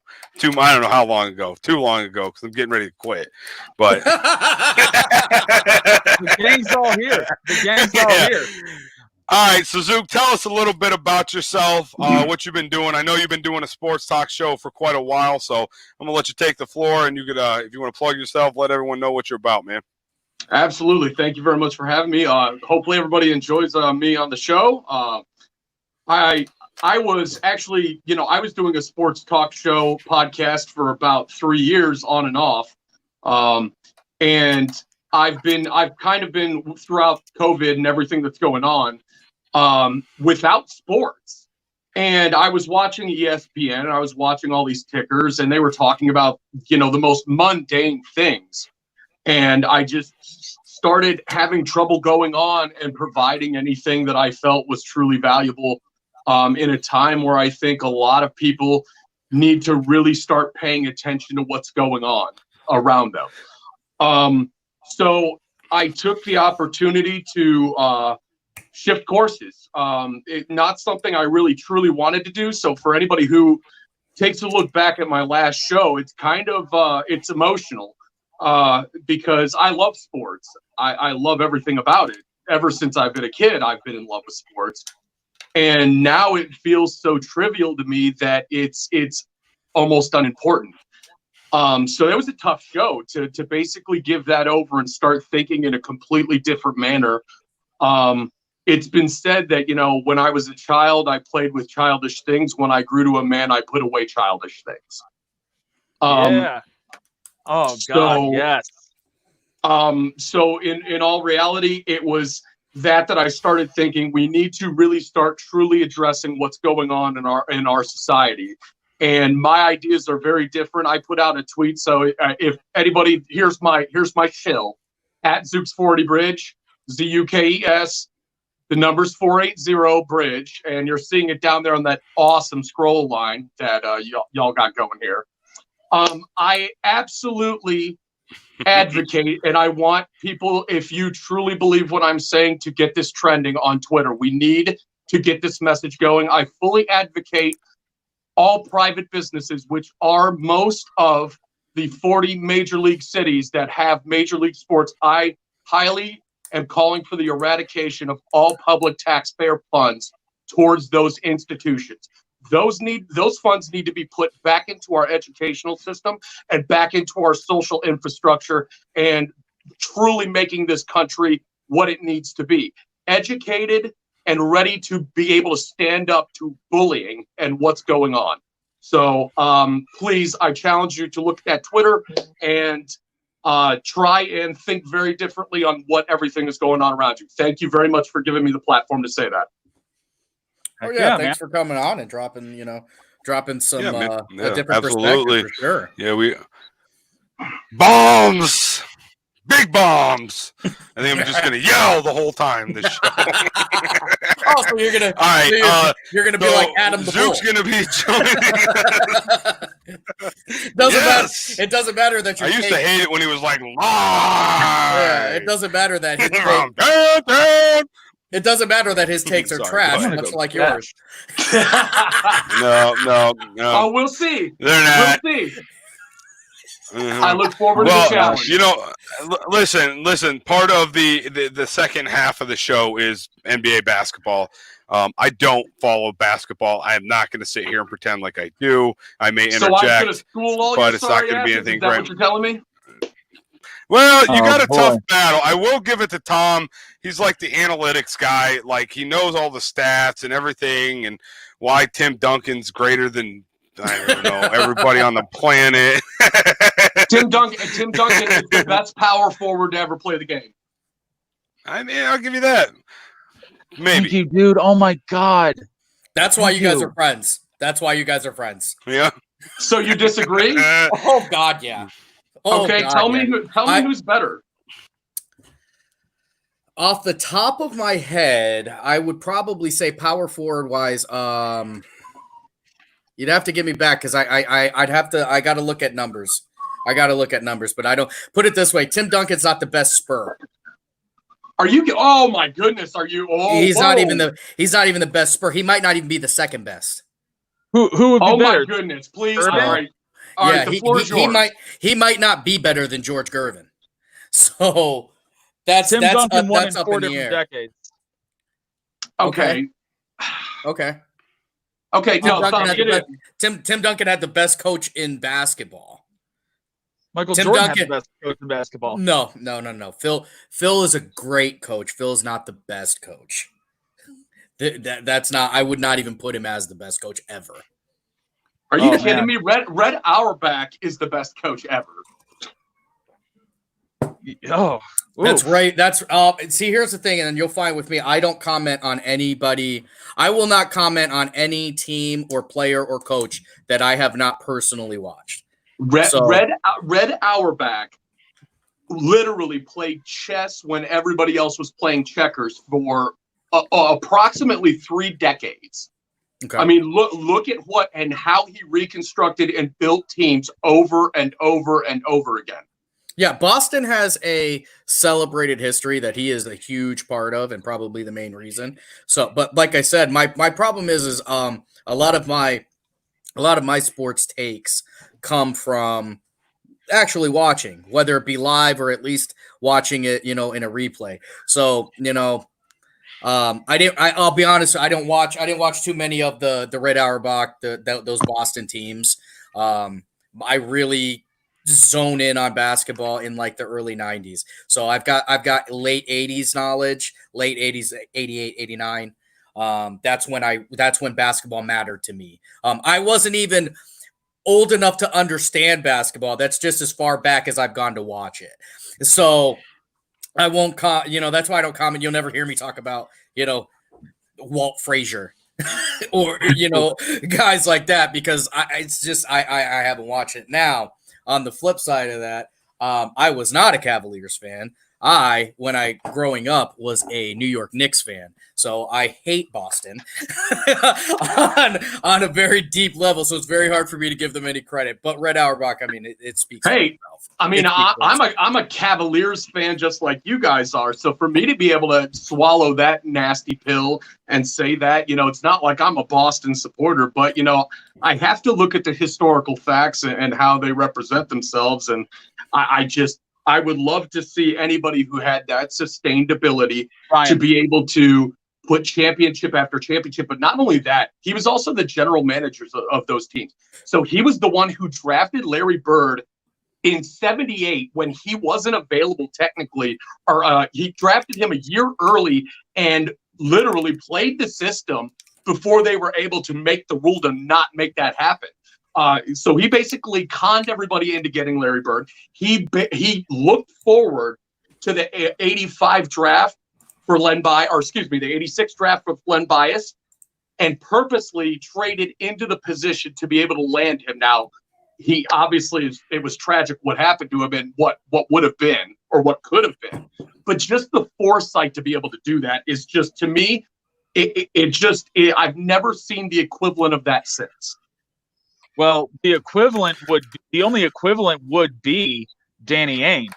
Danny Ainge was playing chess when everyone was playing checkers, man. Like, he had the foresight to trade off his team, Kevin Garnett, Ray Allen, Paul Pierce, and, you know, hey, I'm going to get these prospects. You got guys like Jaylen Brown, Jason Tatum coming out. You got Al Horford's going to be a free agent. You know, I'm looking forward to construct this team. And, hey, I got a guy who's got a hip injury, and then there's a guy in Cleveland that ain't happy. I'm going to go grab Mr. Flat Earth and bring him in here. You know what I mean? Like, so he played that whole system. Ainge is doing a lot. I think people forget, and this is what my worry about Boston was, and we're going off the rails here, and I love this because I love how this is going. Sorry, yeah, this is how But Boston, I think people forget how truly bad Boston was during the mid-90s until all the way up until Paul Pierce gets there and makes them mildly competitive. I think a lot of people forget that before that big three got there, Boston really was about as good as Cleveland. That's about how good they were. And all they really had was like they would Paul sneak Pierce. into the playoffs. They would go in at like a 6 seed some years. On great years, they were going in at like 6 seeds. Danny Ainge changed the way they were doing it. Yeah, the culture in there. Boston is interesting to me because I'll be honest, I loved it when they were terrible. Absolutely loved it. And they got good and they stayed good. I'm still curious as to if this is going to work. Are you talking about the KG years? Yeah, we're talking Rondo, KG, okay. Allen, Paul Pierce, Rondo. Paul Pierce, by the way, who just irritates me beyond belief, just because he's another one who just runs his yapper about LeBron James. LeBron James was his daddy his entire career. LeBron James put it on that dude. Two things I'd like to kick in. Thumb, I really liked your point on Danny Ainge. I would put it at Red Auerbach's level, but here's the thing I agree with on this. Danny Ainge was ahead of the game in understanding the value of draft picks and understanding the value of the capital of those and being able to acquire that. I mean, literally, Boston is sitting in a position where they have too many draft picks to know what to do with. They're literally trying to find ways to stash away. So to your point, I really like that. And somebody mentioned Boston really struggling in the mid-90s. Going back to Len Bias, this is the crazy part about this, is people forget not only about Len Bias and the tragedy of what he would have been, but also Reggie Lewis's death in 92 was a tragic blow to that franchise because he was becoming an unsung low-key superstar in the league. And when he had that heart condition and passed away, that really put Boston into, you're looking at two guys who would have been transformative wing players. Boston would have challenged Chicago at that point. I could make that argument if Len Bias was what he was supposed to be and Reggie Lewis lives, those teams would have challenged Chicago for sure. Reggie Lewis was way underrated. Well, Len Bias, man, Len Bias had the makeup of an NFL linebacker at power forward. That's what it was. He was the build of LeBron before LeBron was in the league, before LeBron was even swimming in his dad's, body. Oh my God, where's this going? I'm just saying, like that's just the build. Like he was the prototype for LeBron before LeBron was there. But Ryan, you brought up something really cool. Today's June 19th, and that's something big for Cavs fans. Yes, so transitioning a little bit, I think we're going there. Okay. This day in sports, man, the Cavs win the 2015-2016 NBA championship. The really, hopefully, hopefully not the only championship I'll ever see again in my life. But Well, the way it's trending, yeah, I don't know. But so going right into it, the block versus the shot. Which one got you guys more hyped? Which one was the one that you just couldn't believe that happened? I remember watching both and thinking, how that was like an MJ moment for me on both of them. When he put up those shots to win games, or the block. But go ahead, guys. I'll let you guys take the floor. Before everybody goes, I'm going to let you know we did put this out as a poll, and the block actually, won 71%. Wow, people are a lot smarter than I thought they were. Yeah, the block 71% of the voters chose the block. And they're accurate, by the way. That's a tough call though, because they're two different parts of the game too. So I'll start a little bit. I'm going to go against the grain of that. Reason being, we talked earlier, Sammy, you talked about how LeBron has mentality in plays. Okay, so growing up watching LeBron James, you came to expect LeBron to come out there and try to enforce his will on part of the game and instill greatness. LeBron was great in Miami. He was a savior from the first time. The Big Newsome, the block was hot. It was Lil Wayne-esque when he blocked that shot on Iggy. But the thing is you came to expect a moment like that from LeBron James, because that's who he was. He was the guy that was supposed to make a difference for us. When Kyrie Irving hit that shot, to me, it was Kyrie Irving coming up to the league and saying, I've been here. You guys know who I am, but now I've arrived. And now I'm going to show you why this isn't just LeBron's team. I'm Kyrie Irving. I wear number 2. I'm the point guard for the Cleveland Cavaliers, and I can be Mr. Big Shot. You guys have been looking for something. Well, if you're looking for something, here I am. And he hit it in Steph Curry's face, who is Mr. Three-Pointer, and he looks – I remember this clearly. I remember when Kyrie hit that shot, he looked Steph right in the eye right after and just stared him down for like 0.2 seconds and then jogged back. To me, that was the moment when Kyrie Irving said, I'm Kyrie Irving, and this is going to be I'm here to stay. Dude, it should have been Kyrie Irving. It's time to make them pay, like Tim Misney. Yes, just like Tim Misney.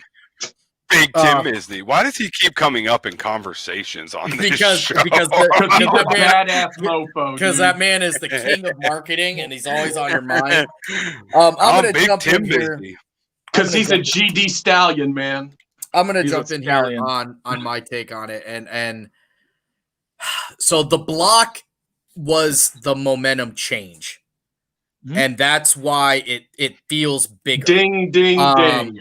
I remember that series, for everybody who hated the fact that the Cavs and the Warriors played each other for what seemed to be a decade to most people, because they were just sick of seeing it, even though it wasn't a decade. That series is probably one of the most epic series to ever be played in the NBA. And it's not just because Cleveland's in there. It's because Cleveland goes out there, get lambasted, come back. They're on the verge of losing that game again. I don't think people remember how much Golden State was getting on us. They were opening up. The biggest thing, do you remember what the biggest thing about that Golden State team was? The third quarter. The third quarter, they would go out, and it seemed like they'd score 100,000 points in the third quarter and just blow the doors open, and then you couldn't catch them. Not only that, but who was the one antithesis to LeBron James through every series? It was Andre Iguodala. If they put Iggy on LeBron, and it just changed it. And LeBron James going up and not just blocking it, but pinning it up against the backboard with such authority. I almost broke my couch. Like, it just, you were ready to fight. You're like, oh my God, these guys there's fight in this team. We're not gonna sit down and lay down. I don't want to take anything away from the shot, though. The block is a much bigger moment. It's a much more hype moment. But the shot it's almost underrated. Kyrie Irving crossing over and dropping a three-pointer in the face of Steph Curry is legendary. I mean, that's poster stuff. That's great. You know what I mean? It was Kyrie Irving, as far as I'm concerned, is still one of the best point guards in the league. He may be one of the best point guards to ever play. The problem is he's touched. Yeah. Up there. You go ahead, baby. Flat. No, Cole, get in, big fella. You've been too quiet, man. You give your take. I'm gonna get the scraps of this heap. No, it's here's my take. I like the shot better. You're up.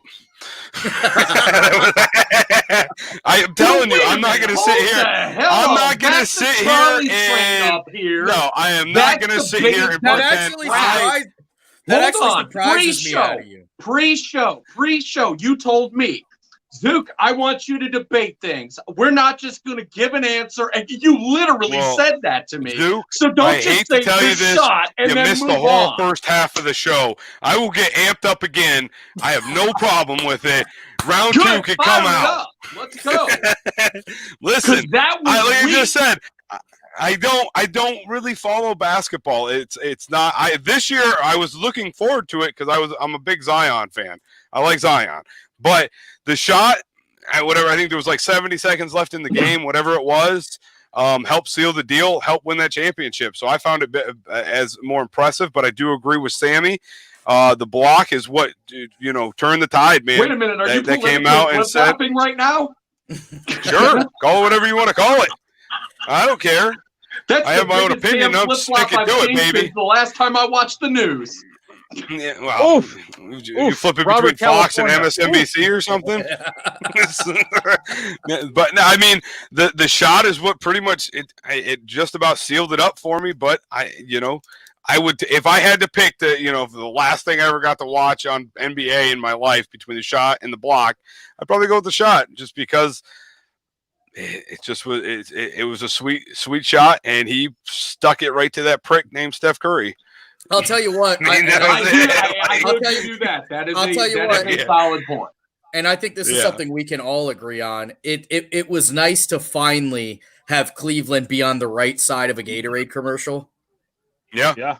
You know, sure like was. we were always on the wrong half of it. And at both, those are two Gatorade commercials back to back. All right. Here's the question I have real quick. I don't want to interrupt, but real quick. So Kyrie's shot, LeBron's block. Why doesn't anyone ever talk about the lockdown defense Kevin Love played on Steph Curry at the end? That's a positional mismatch. Why? But why? No, because that's the most overrated bullshit ever. First of all, he didn't play lockdown defense. All right? He got crossed over and he was tall enough. He didn't even change the shot. Steph Curry missed. That's what happened. I agree. Steph Curry missed. I'm so sick of people acting like Kevin Love did this great thing. Steph Curry missed. Yeah. We've seen Steph Curry hit way more ridiculous shots. I will say Kyrie-esque shots. Anybody who ever watched that, when that shot went in the air, if you say that, yes, because if you say you had confidence, he had a good look. that Kevin Love was the one on him, you're a liar. You're an absolute liar. Because I'll be honest with you, I was like this. Oh, there it is. That's how we got it. Okay, so all right, so this is my turn to get the scrap heaps of this conversation after it's been picked apart by everybody else. I'm going to view this from a different angle. I love the idea that a shot is there's some excitement to that. I would say if you were gonna have a better argument, something more miraculous to me, go back to Reggie Miller versus the Knicks. Like where he has a streak where he goes nuts and he drops 25 and a quarter. Or Isaiah in the 87 finals where he had that 26-point quarter on one ankle and he's hitting ridiculous stuff. That to me would be more of an argument at that point than a defensive play. But the thing about a defensive play that's so amazing is that like Sammy said, and he hit the nail right on the head. So I'm trying to add a little bit to the conversation, but it's the momentum changer. A defensive play is a passion play, right? It's the passionate part that appeals to us. Defense is dirty, man. Very few of us want to do it. it's not the sexy thing to do. Sexy thing is to fly through the air, put it and dunk. That's the sexy thing to do. Chicks dig the long ball. Defense, man, there's a grittiness. There's an everyday man in that. And LeBron, that was the definition of it. And it was the momentum changer. To me, I would make the argument that like a streak performance, like LeBron against the Pistons in the fourth, those would be more like where I could compare the two. So I don't even think it's like debatable. For me, it's the block. Well, and I like what you say about that too. Another thing about that. Go ahead. Well, I just wanted to put in there is that block had almost become like a calling card, for LeBron. Yeah. That chase down block. Yeah, and well, no, he had done it throughout the series, but it felt not against Golden State. He had done it throughout the season, but it was. The only thing I can think of, it was like that card that he had in the back of his pocket. That like we had been taking L's, they were giving it to us, and it was that adrenaline shot that he had to do that. If he just blocks that shot and doesn't pin it up against the backboard, or he just changes Iguodala's shot to change, you know what I mean? It doesn't hold the same weight as him chasing down Iggy and doing that patented, I'm going to slap it up against the board. You know what I mean? And it changed. It not only, I think it showed Golden State at that time. Like, I think they were like, holy crap, this team is like, they're going to continue to play. Because the Cavaliers up to that time, they would just die. They would just lay down and die. Because it wasn't just them. It was you guys are all LeBron.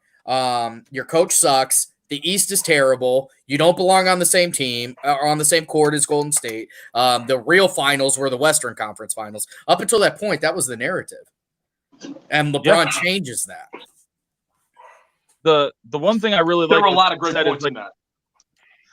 When Zook said that defense is the passion play, it's the thing, like think about other sports. So you're gonna remember, like in football, I'll always remember as long as I live when the Saints versus Vikings, Case Keenum throws it up to Stephon Diggs and he catches it and spins on the sideline. Minnesota Miracle, right?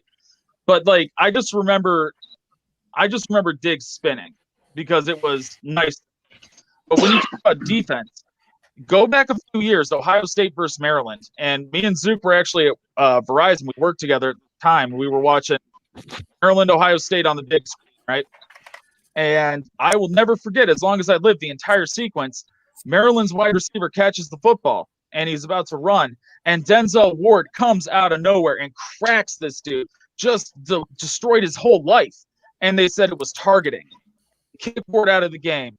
And booze all over from Ohio State, all over. And people are fired up. They're like, what the hell? Like, no, that's not targeting. You know what I mean? Like, and the crack and just the helmet flying off and the kid laying there like dead. And Denzel Ward just gets up and he's pounding on his chest. You know what I mean? And he goes back to the huddle. That's stuff like that's the passion that you're talking about, Nate. That's that intensity. That's the shit that you're going to remember the rest of your life. Like, and then it comes out later, it ain't targeting. It was just a passionate ass play by a kid that wanted to make a difference.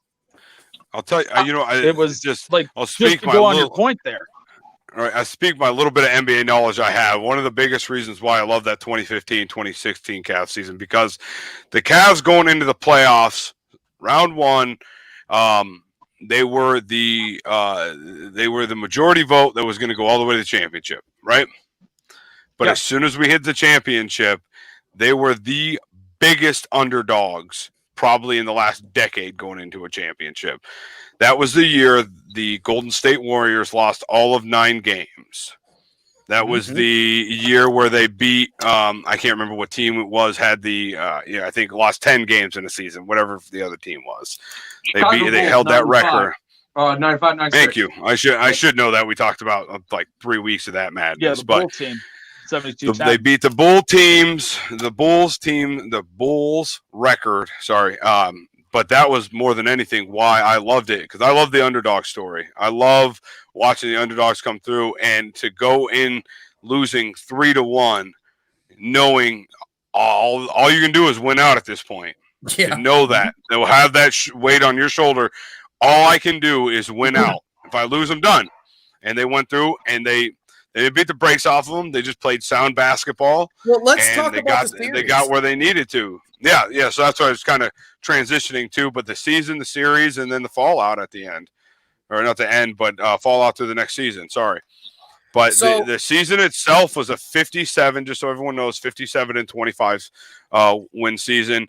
They were up one game on the Raptors, which the Raptors were a good squad at that time. Yeah, but I think we lost to Golden State during the season. I remember specifically being ever so right when people were telling me and giving me the nonsense that the Raptors were going to beat the Cavaliers. And I had never been so right in my life. I'm not a gambling man, but if I were, I would have bet everything I owned on the Cavaliers in that series. It's just funny to me. I specifically remember that it being so validated. Well, so the things that really just highlight in my brain about that year, we played them on Christmas. I believe we lost. We played them right before. Yeah, we played them right before the playoffs. We lost there too. I can remember when the finals started being so pissed off and irritated with one comment. When they came into there and they said, "I wonder if the locker room still smells like champagne," and that stuck in my head because they were such scumbags. Like it just to go back and beat them on their own home court just was everything. That's probably the one time in life that you would want that to happen. But any other time you want to win at home and celebrate at home, but to be able to do that, sorry. No, it's fine. It's just there was so many things going on that year. Kevin Love underperformed. We didn't have very good point guard play. It was LeBron James willed that team to the championship because Kyrie was very inconsistent most of that season. He turns it on toward the end where he starts scoring pretty well again. Defensively still garbage and still not a great defender. But are you kidding me? He's a human turnstile. Like it's just and that's not uncommon for great offensive players. I think you'd be hard pressed to find guys that are a quarter that are that guys that are going to do both consistently. But Kyrie turns on the Jets in the final. Actually, Kyrie in the series before was an absolute phenom. Was an absolute phenom against Toronto, giving them the business. And for whatever reason, Toronto gave us trouble all year. Through that entire era, we just had trouble with them. It reminded me of back in the day until it mattered. Yeah, it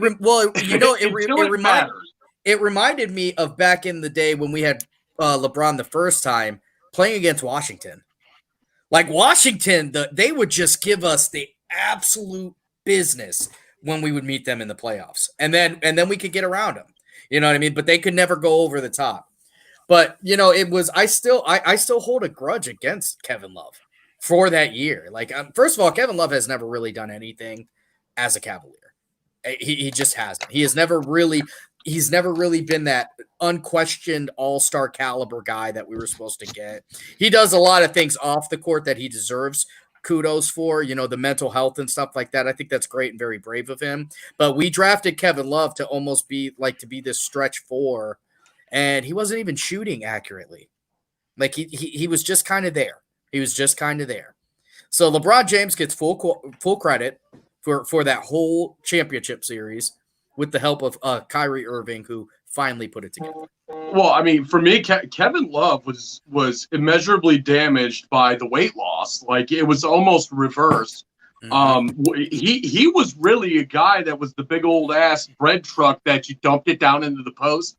And he had an array of skills and had the weight to be able to physically move people and put himself in good, solid positions to score.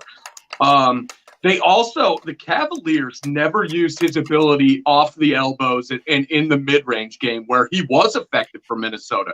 Work him off screens, off-ball screens, and where LeBron really could have been, or even Kyrie could have really developed as a passer and made him more effective and that offense more dynamic.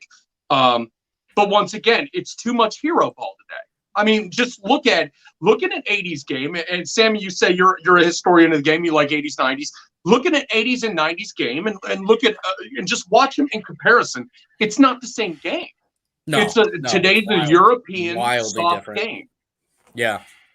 I mean, do you know who does not get a lot of credit for that? And I'm sorry to interrupt you, but it just came to my attention that we have not talked about. Who really should get more credit is David Griffin. David Griffin puts together a championship team there. I've always given David Griffin. The Cavaliers died as an organization when they let go of David Griffin. Absolutely true. That's a fact.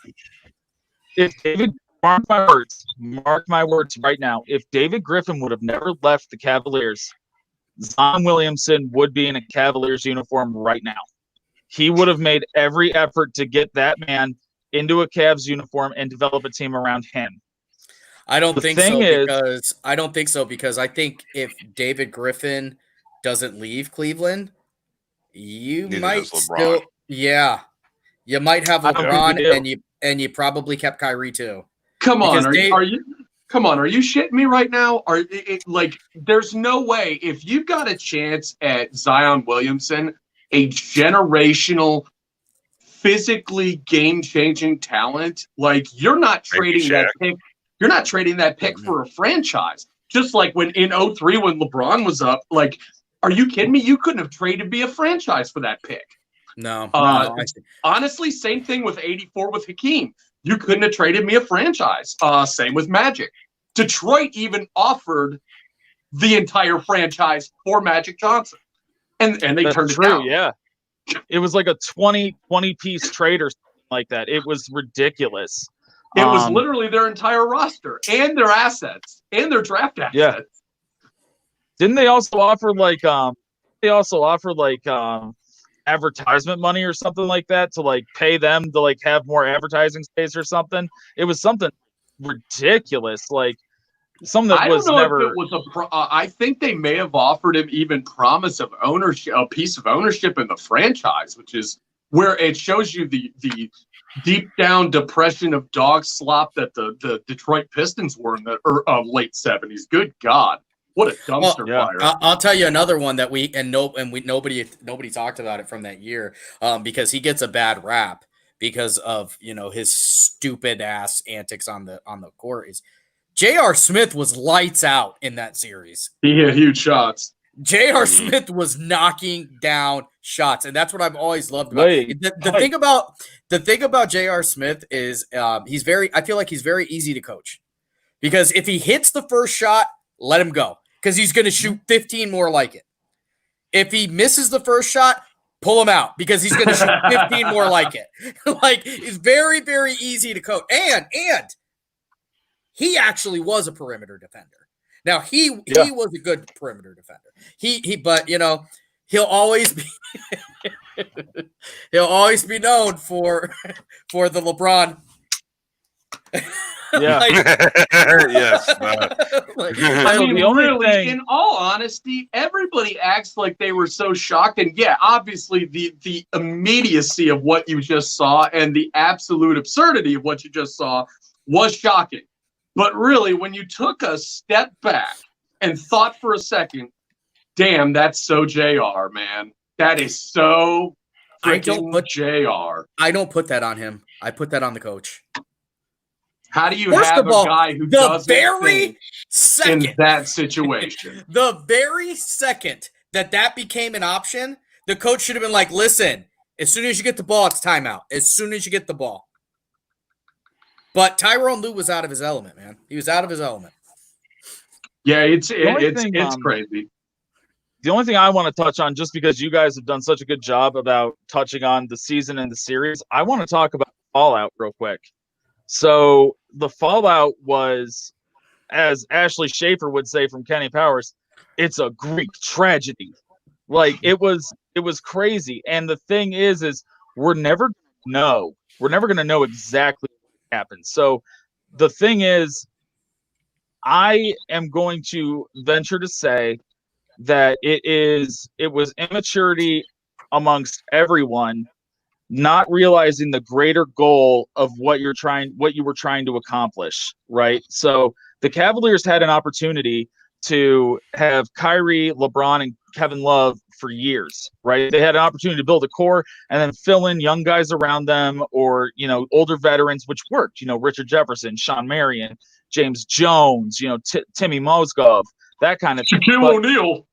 Yeah. Shaq Daddy. The thing is that Kyrie Irving didn't want to be the son anymore. He didn't have a problem being Robin, but he didn't want to be LeBron's son. You know what I'm saying? Like LeBron comes, I think he had a problem being Robin. I don't think it was so much being Robin. I think it was being your son. Because here's the thing, and for comic book people, it's going to be an analogy. Batman and Robin work very well together. There is no success for Batman without Robin in a lot of these cases, okay? Batman doesn't win if Robin's not there in a supporting role, or if Nightwing, Red Hood, Damian Wayne, those guys aren't there, right? The thing is that Bruce Wayne as a father is shitty, okay? He's a bad dad. I mean, look, if you read it, like Cal Naughton says, read a comic book. The thing is he's not a good dad. So, like, LeBron wasn't teaching Kyrie. LeBron was basically saying, I'm going to give you the keys in the future. You don't have the keys right now. He wouldn't even give him a spare key to the house. All Kyrie wanted was a spare key. And Kyrie couldn't, in his head, formulate that, I got the greatest player of this generation on my team, and I can learn, as Ryan said, rub off on him, some knowledge. Kyrie wanted to be the man. And I think in our generation, people want to get promoted quickly. Zook, you saw that with me when I was at Verizon. You want to get promoted quickly, but you don't know shit. You know what I mean? Like, the thing is did not Kyrie Irving hits that big. No, I know you that. didn't say that. No, I'm saying, like, some people don't know shit, dude. Like, the thing is Kyrie hits a big shot. Yeah, that's great, but that's what you're getting paid to do, dude. You're getting paid to hit big shots. You're the number 1 overall pick in the NBA draft for a reason. Kyrie Irving needed to wait. Kyrie Irving needed to embrace that son role. He needed to. That is truly where Phil Jackson. It's a generational thing, though. That's truly where Phil Jackson separates himself from coaches. Everybody gives him, the triangle and all this other thing. Phil Jackson, better than any coach ever in NBA history, dealt with egos. He did. Agree there. 100% agree. So that's what made him so great. I don't know if he's the greatest X's and O's guy, but I know that if outside of Mike Krzyzewski, and the only reason I'm giving him credit for that at all is because he can do it in the Olympics, where he could get those guys with these giant egos to actually play a different offense. To change their game. So Phil Jackson could do that. And that's what we were missing in Cleveland. A good coach goes into Cleveland and sits down with Kyrie and says, listen, you are 10 years younger than LeBron James. Obviously, he is Cleveland. You will be Cleveland. You're not you're not second tier. You know what I mean? You are a big part of this. I really want to jump in on this. Jump in. Zook. I don't know, but boy, I cannot take this and put a political. I want to put a political correlation on this. I really a social and political link to this. I really truly do. I'm not going to, but boy, that's why I wanted to jump in. Look at our history, our most recent history, and our inability in life. And this is not a sport thing. This is a society thing. Our ability to be able to understand that I need to fill a role within a structure as best as possible. That's it. I have to understand that there is something above me and above my being, something greater. That's what we used to preach as team. The understanding of where do I fit within the team that makes me most effective in helping us together win. pushing us in different ways to excel with one another. We don't have that any longer. Look at why you've seen. We look at the Cavs and what could have been. There was the opportunity where they had the ability to be able to add Paul George to the mix. And if they had stuck with David Griffin, they would have had that ability. But what happened? People who didn't understand their roles within the organization, even the highest power, Dan Gilbert. The owner. Dan Gilbert didn't understand that the guy that you chose to pick the groceries is the one that is making the dinner that's providing you a full belly of wealth. He was Jerry Krause. He was a modern Jerry Krause. But when it comes down to it, I would agree with that 100%. He thought this is my team. You guys are just doing this for me. I can be successful without you. And you know what the best part of both of those stories is? It very quickly became known. No, you can't. No, you can't. Ryan, I know you want to kick in. This is super important. I want to finish this. You look at guy, and then when David Griffin was let go, the Paul George trade fell apart, and that's where it became, whose team is it? Like there was any question whose team it was. Anybody with a right-thinking brain sits there and knows that LeBron James is the best player in basketball currently and possibly the greatest of all time. I would make the argument that he is, but that's beside the point. The point of this is them not understanding that broke apart what could have been a championship team for another 3 years at least, possibly even more. Particularly because they were in the East. Because of what? Because of greed, because of selfishness, because you don't understand that there is a hierarchy to anything in life that we do, whether we like it or not. The hierarchy is there. Now, is it a good hierarchy? Is it a bad hierarchy? That's the critical thing. In this case, it's winning. So shouldn't I want to find a way to put myself in the best position where I'm going to win, whether it's a game or whether it's life?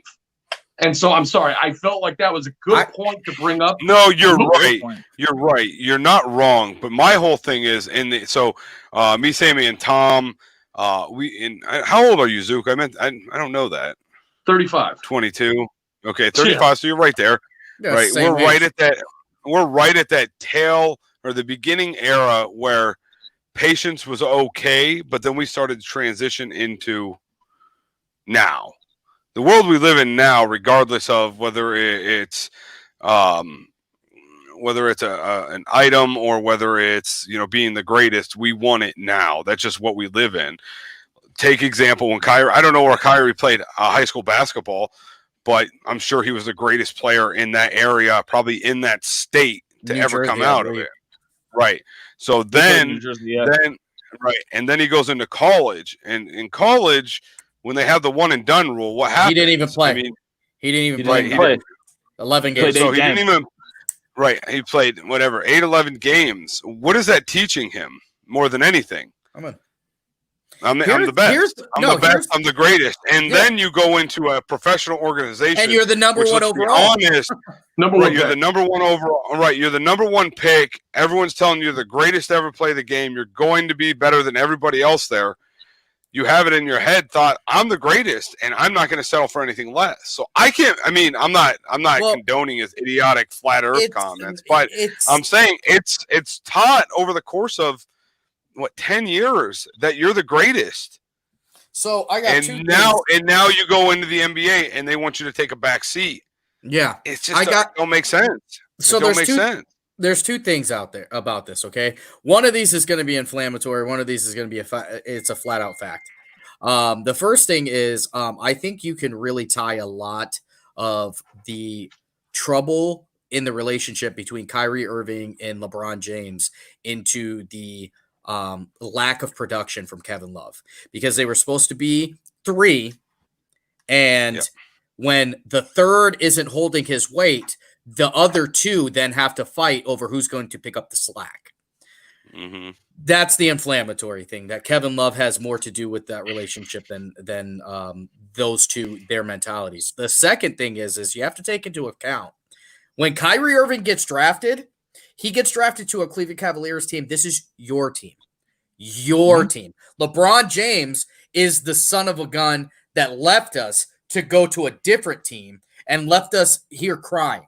So we all embraced him, and he came in, and people don't remember when he came into Cleveland, he fully embraced that. Loved Cleveland. This is my team. He was never going to do what LeBron did. Yeah, I'll never leave here. I'm here for you guys. This is my city. And we, as a fan base and as a franchise, when LeBron James, it's basically like cheating on your girlfriend with your ex is what we did. Yeah. He showed interest, and we were like, all right, well, don't tell Kyrie. Oh, shit. Yeah. You can come back. So, so the one and we expected, I thought, we did all that expecting him to just accept it, and he did at first. But then it was supposed to be, we traded away Andrew Wiggins, and we trade away draft picks. We overpay Tristan Thompson. It's all these things that LeBron comes in.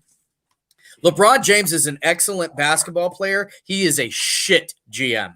And that's what he got to be. He got to be the general manager because what LeBron said go is what went. Yeah. So everybody he liked got overpaid. We went and got the guys that he wanted. So when we bring Kevin Love in, it's supposed to be all three of these guys taking on the load, and then we can just take a whole bunch of veteran minimums, right? Because we're so good, everybody's going to want to play here. That was the idea. But the problem is Kevin Love underperforms. Kevin Love gets hurt. Kevin Love is not the player that we traded our another number one overall pick for. And then LeBron James is like, damn, I can only do so much. And Kyrie is thinking to himself, I'm doing everything I can too. So there's the relationship there. If Kevin Love lives up to his hype, we're not even having this conversation. It's so hard for me right now to especially with the direction that my life is going, for me to hear this and not take this at a much deeper level of a lot of the stuff you see around you right now. The I kind of want to touch on that when you're done. Yeah. So finish up. Yeah. Like how many things? Like people wonder why Boston was able to do what they did in the 50s, 60s, and why they were able to do what they did, putting that string together. It was people understanding where their role was and playing within that role. It was the absolute model of that. And we don't see that any longer. I mean, we just flat out don't. The Cavs, we talk about this downfall. It was all about not understanding the principles of leadership, not understanding where your role is, how you fit within the structure of what you're doing, and understanding that your time is going to come, but you've got to put work, effort. You've got to understand that you're going to succeed. You're also going to fail. Those things are all going to happen to you within you building that level and that championship prestige that you're looking for and achieving greatness, not just in a sport, but your life. That really is truly like something. That's why you don't see those things anymore. That's why Orlando, you talk about the 95 Orlando Magic or what the Orlando Magic could have or should have been. But ego, just flat out ego. Who's the man? Who cares? You're winning. And you're both young. You're going to dominate. Who cares? So I want to touch on real quick is Ryan, you touched on it like, hey, you played 8 games, 11 games. You're the man. You come to Cleveland, you're the man. You were the man in high school. And Zook, you're talking about hierarchy and realizing what you're a part of. Here's the thing. Quite a difference. Zion Williams, I think, is a prime antithesis to Kyrie Irving. So, and the reason I say that is Zion Williamson has been the man since 8th grade. 8th grade, Zion Williamson is 14 years old, right? And he is a man dunking. He is a man that they're like, oh, shit, this dude, he's going to be a number 1 pick. Like they were talking about LeBron. Zion goes, he plays in high school, he goes to Duke. He plays pretty much a whole year, right? I mean, he had the Kyrie blowout on his knee, but he had Coach K, and he had 4 other top 6 on his team, right? He had the greatest recruiting class he ever played with to go in with him. He understood a hierarchy. He understood, hey, if I don't got to do it all by myself, I got Vernon Carey over there. Vernon Carey's a monster on the boards. I got Tyree Jones, the point guard. He's going to feed me the ball. If I can't hit a shot tonight, he's going to do it, man. And then he gets drafted to the NBA. He goes to the New Orleans Pelicans, lose Anthony Davis, and they say, hey, you know what, Zion? You're about to be the man, dude. You're going to be the man here. Zion's hurt. Lonzo Ball comes in. Brandon Ingram comes in. JJ Redick comes in. El Farouk Amino. These guys who were stars in college, they were stars in Lonzo's case on his own team in LA. But he comes in and he works. He works. You don't hear one negative thing. I'm hurt. I want to get back out there. It's not, hey, I'm hurt right now. I'm going to get back. We're going to deliver you a good product. He plays 15 minutes his opening game, right? He starts hot. You know, he goes literally in his first game 6 for 6 with 8 boards. Okay? He's on fire. Coach pulls him, right? What do you see Zion do? He goes to the bench. He daps up his teammates real quick. He sits there and he's engaged the whole time. That's a young man who came up in a system like Kyrie where you're the man, but he was introduced to a hierarchy.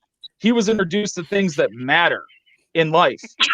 I got your back, bro. Hell yeah. I got your back, dude. I've got you. I've got leaders on the team with me. I've got people who it is amazing. I've got people here who are going to back me up. I've got people oh my god, who are going to support me. Dude, Class Act was the guys, shit, by the way. You're seeing guys like Zion man. now. That totally freaking killed me. Amazing. Zion is the new generation, I feel, that was the man. Now they understand, hey, I've got guys behind me. I trust people because he's had that his whole career. So I think Zion did this because he was fortunate enough to have this whole basketball career, the breadth of it, amateur and pro. You know, and who cares that he got paid when he was like, there's all these allegations right now. The bigger question to me is, how did you not know that he was getting paid? Like, are you that stupid that you didn't know that he was getting some cash when he was a Duke? Like, you are dumb if you didn't think that. I mean, he had to get paid. There. But all you I'm know saying how tired is, he must be from chasing around Blade Brown? oh my God. And if Zion's back, I would hate to see him athletic. Do you remember hey, wait a minute, hold on, Class Act. Do you remember the part of the movie where the one gosh, I can't remember his name, but he was holding up the frog and he had the lollipop, Dougie Doug, and he was teasing the frog with the lollipop. Dougie Doug, who was in like every movie at that time. You want to lick Mr. Froggy? It's amazing. My man, one of the finer moments in American cinema. All right, we put a bracket out there for best ball handlers of all time. So I'm gonna let Sammy take it away because I don't know exactly how he's doing this. If he's got something put up or just gonna I can't wait to hear these answers. So over the next week, we have a top 16 list right now of the top 16 ball handlers of all time, and I'm gonna run through the list very quickly. Yes, thank you. I was hoping you were. Hold on, let me get to it. It is 16 ball handlers. I can tell you that the number one is Kyrie Irving. Hold on. How Ricky Rubio didn't make the list is beyond me. Because I don't know that. Ricky Rubio plays overseas now because he didn't like the way the NBA did things. Yeah, but that's probably why. I am erect in anticipation for listening to this list. All right, I want to hear this list. So 1 through 16. Yes. The way this is going to work is it's going to be a bracket system. So 1 will go versus 16 in the vote, so on and so forth. So we have number 1 is Kyrie Irving. Number 2, Jamal Crawford. Number 3, Allen Iverson. Number 4, Jason White Chocolate Williams. Number 5, Muhammad Abdul-Rahif, or Chris Jackson as he was drafted. Number 6, a lot of people believe that he was Steph Curry before Steph Curry. And that's not just, I've heard that a lot from a lot of different people. Number 6 is Pistol Pete Maravich. Okay, I was going to say, is Pete Maravich anywhere on this list? Oh, yeah, absolutely. So he's number 6. Number 7 is Steph Curry, who quietly has ridiculous handles. Number 8, a lot of people forgot, including myself. I actually had to get from some basketball heads for this guy, Rod Strickland. Rod Rod Strickland had a dope crossover. Yeah, man. was a magician with the ball.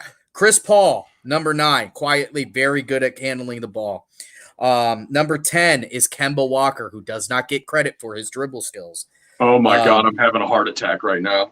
All right, keep going. Number 11, Steve Nash.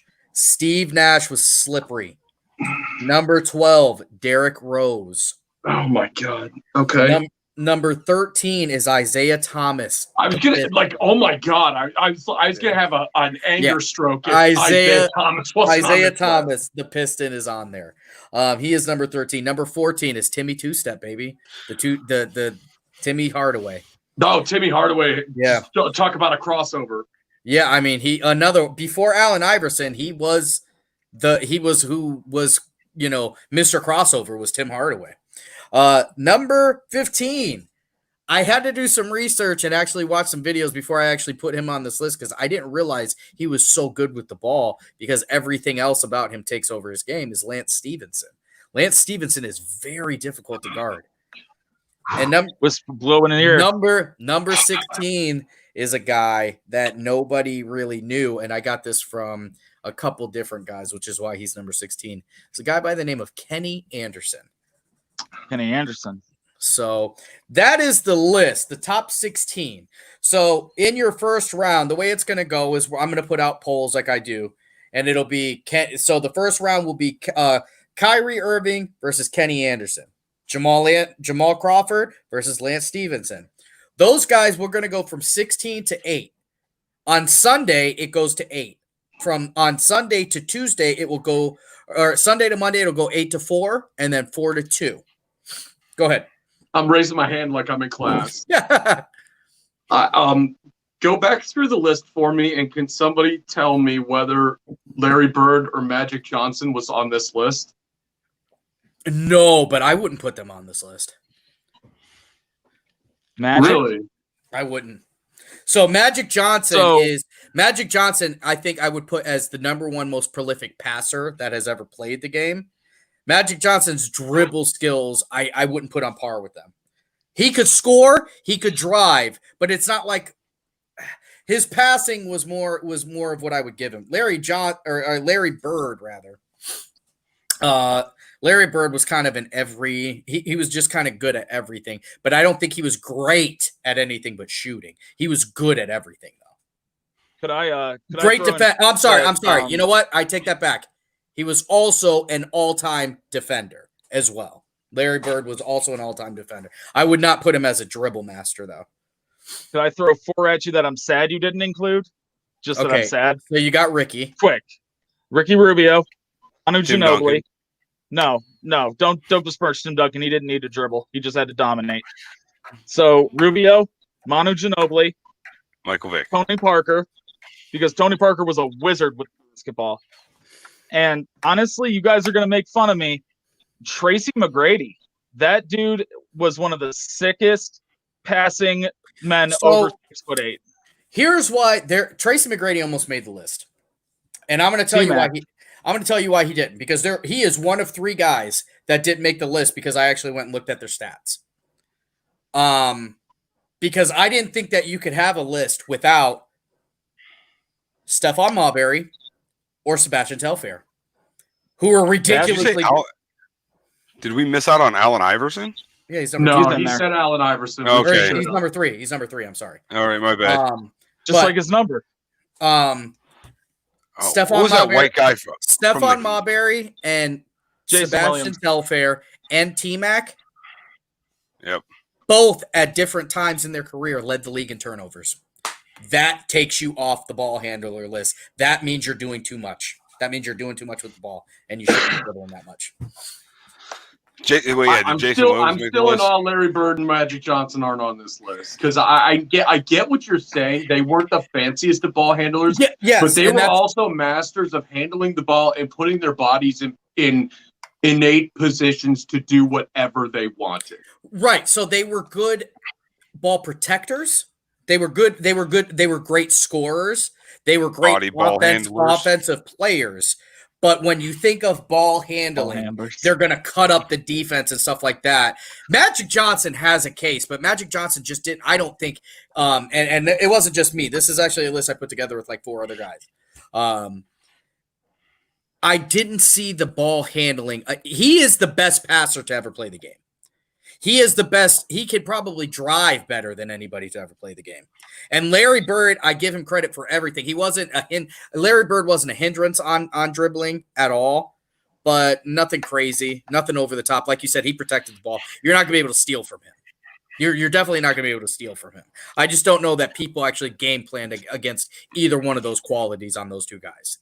Because they were, you know what I mean? Because they were game planning against other people. Like when Jamal Crawford laces up his sneakers, you know, I might look stupid tonight at some point. All right. Well, it is now 10:45, boys. So like always, we run over. Typical show. We usually end at 10:30. So I want to thank our special guest tonight, Zook, for joining the show. Don't forget to follow him over. Zook, shout out your screen calls. That way I don't mess it up, because I will. At Zook's 40 Bridge is where you can tweet me, ZUKES. The number's 480 Bridge. Feel free to join. I like I said, my show is very different, but it was, guys, I really appreciate you offering the invitation and giving me a chance to really, kind of escape for a second. I really enjoyed the conversation. You guys are awesome. Thank you very much, and appreciate you giving me the platform to say something that I think is important to say out loud. So thank you for giving me that right. Thanks for being on the show. Thanks for being on the show, buddy. I'm getting out of here 10:45. Got to work in the morning, all that fun crap. So thank you guys so much. Don't forget, tomorrow is Juneteenth. I'm going to throw it up here real quick one more time. I will from be 11 there. to 7 at Lakeshore Park. I will be joining you, Sammy. Fun food, games, crafts for kids. Speakers from 3 to 5. So don't forget to hit them up down there. So we'll see you guys there. Tom and Sammy will be down there live. So this is Ryan. I'm getting out of here, going upstairs, go to bed before my wife kicks me. Drink one for me, guys. Later, dude. Have a good one. Thanks, guys. Have a good one, Tom, everybody. Thanks for watching. All right. Thanks, guys. We'll talk to y'all next Tuesday. Deuces.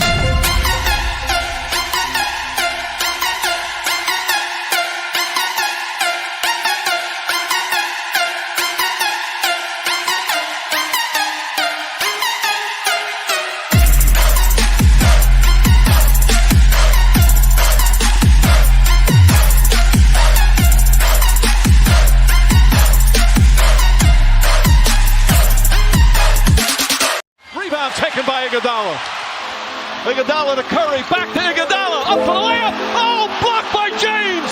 LeBron James with the rejection. Cleveland, this is for you. Come here to cleanse your soul. Yeah, 4-4 and go. That other getting old. We got Sam, Ryan, Tom. This is a sports octagon. Sports for forever and beyond. Spend it with Sam, Ryan, Tom. From the puck to the glove to the pigskins high. Share all of your thoughts, just let it ride. Down the baseline in the bleachers, or you wanna get denied. Yeah, share all of your thoughts, just let it ride. 4-4 and go. Come here to cleanse your soul. Yeah, it's 4-4 and go. Come here to cleanse your soul. The Browns Super Bowl contenders. Hey, listen, when we start talking about what wins Super Bowl, we talk about talent. The Browns, they have the talent. They have it.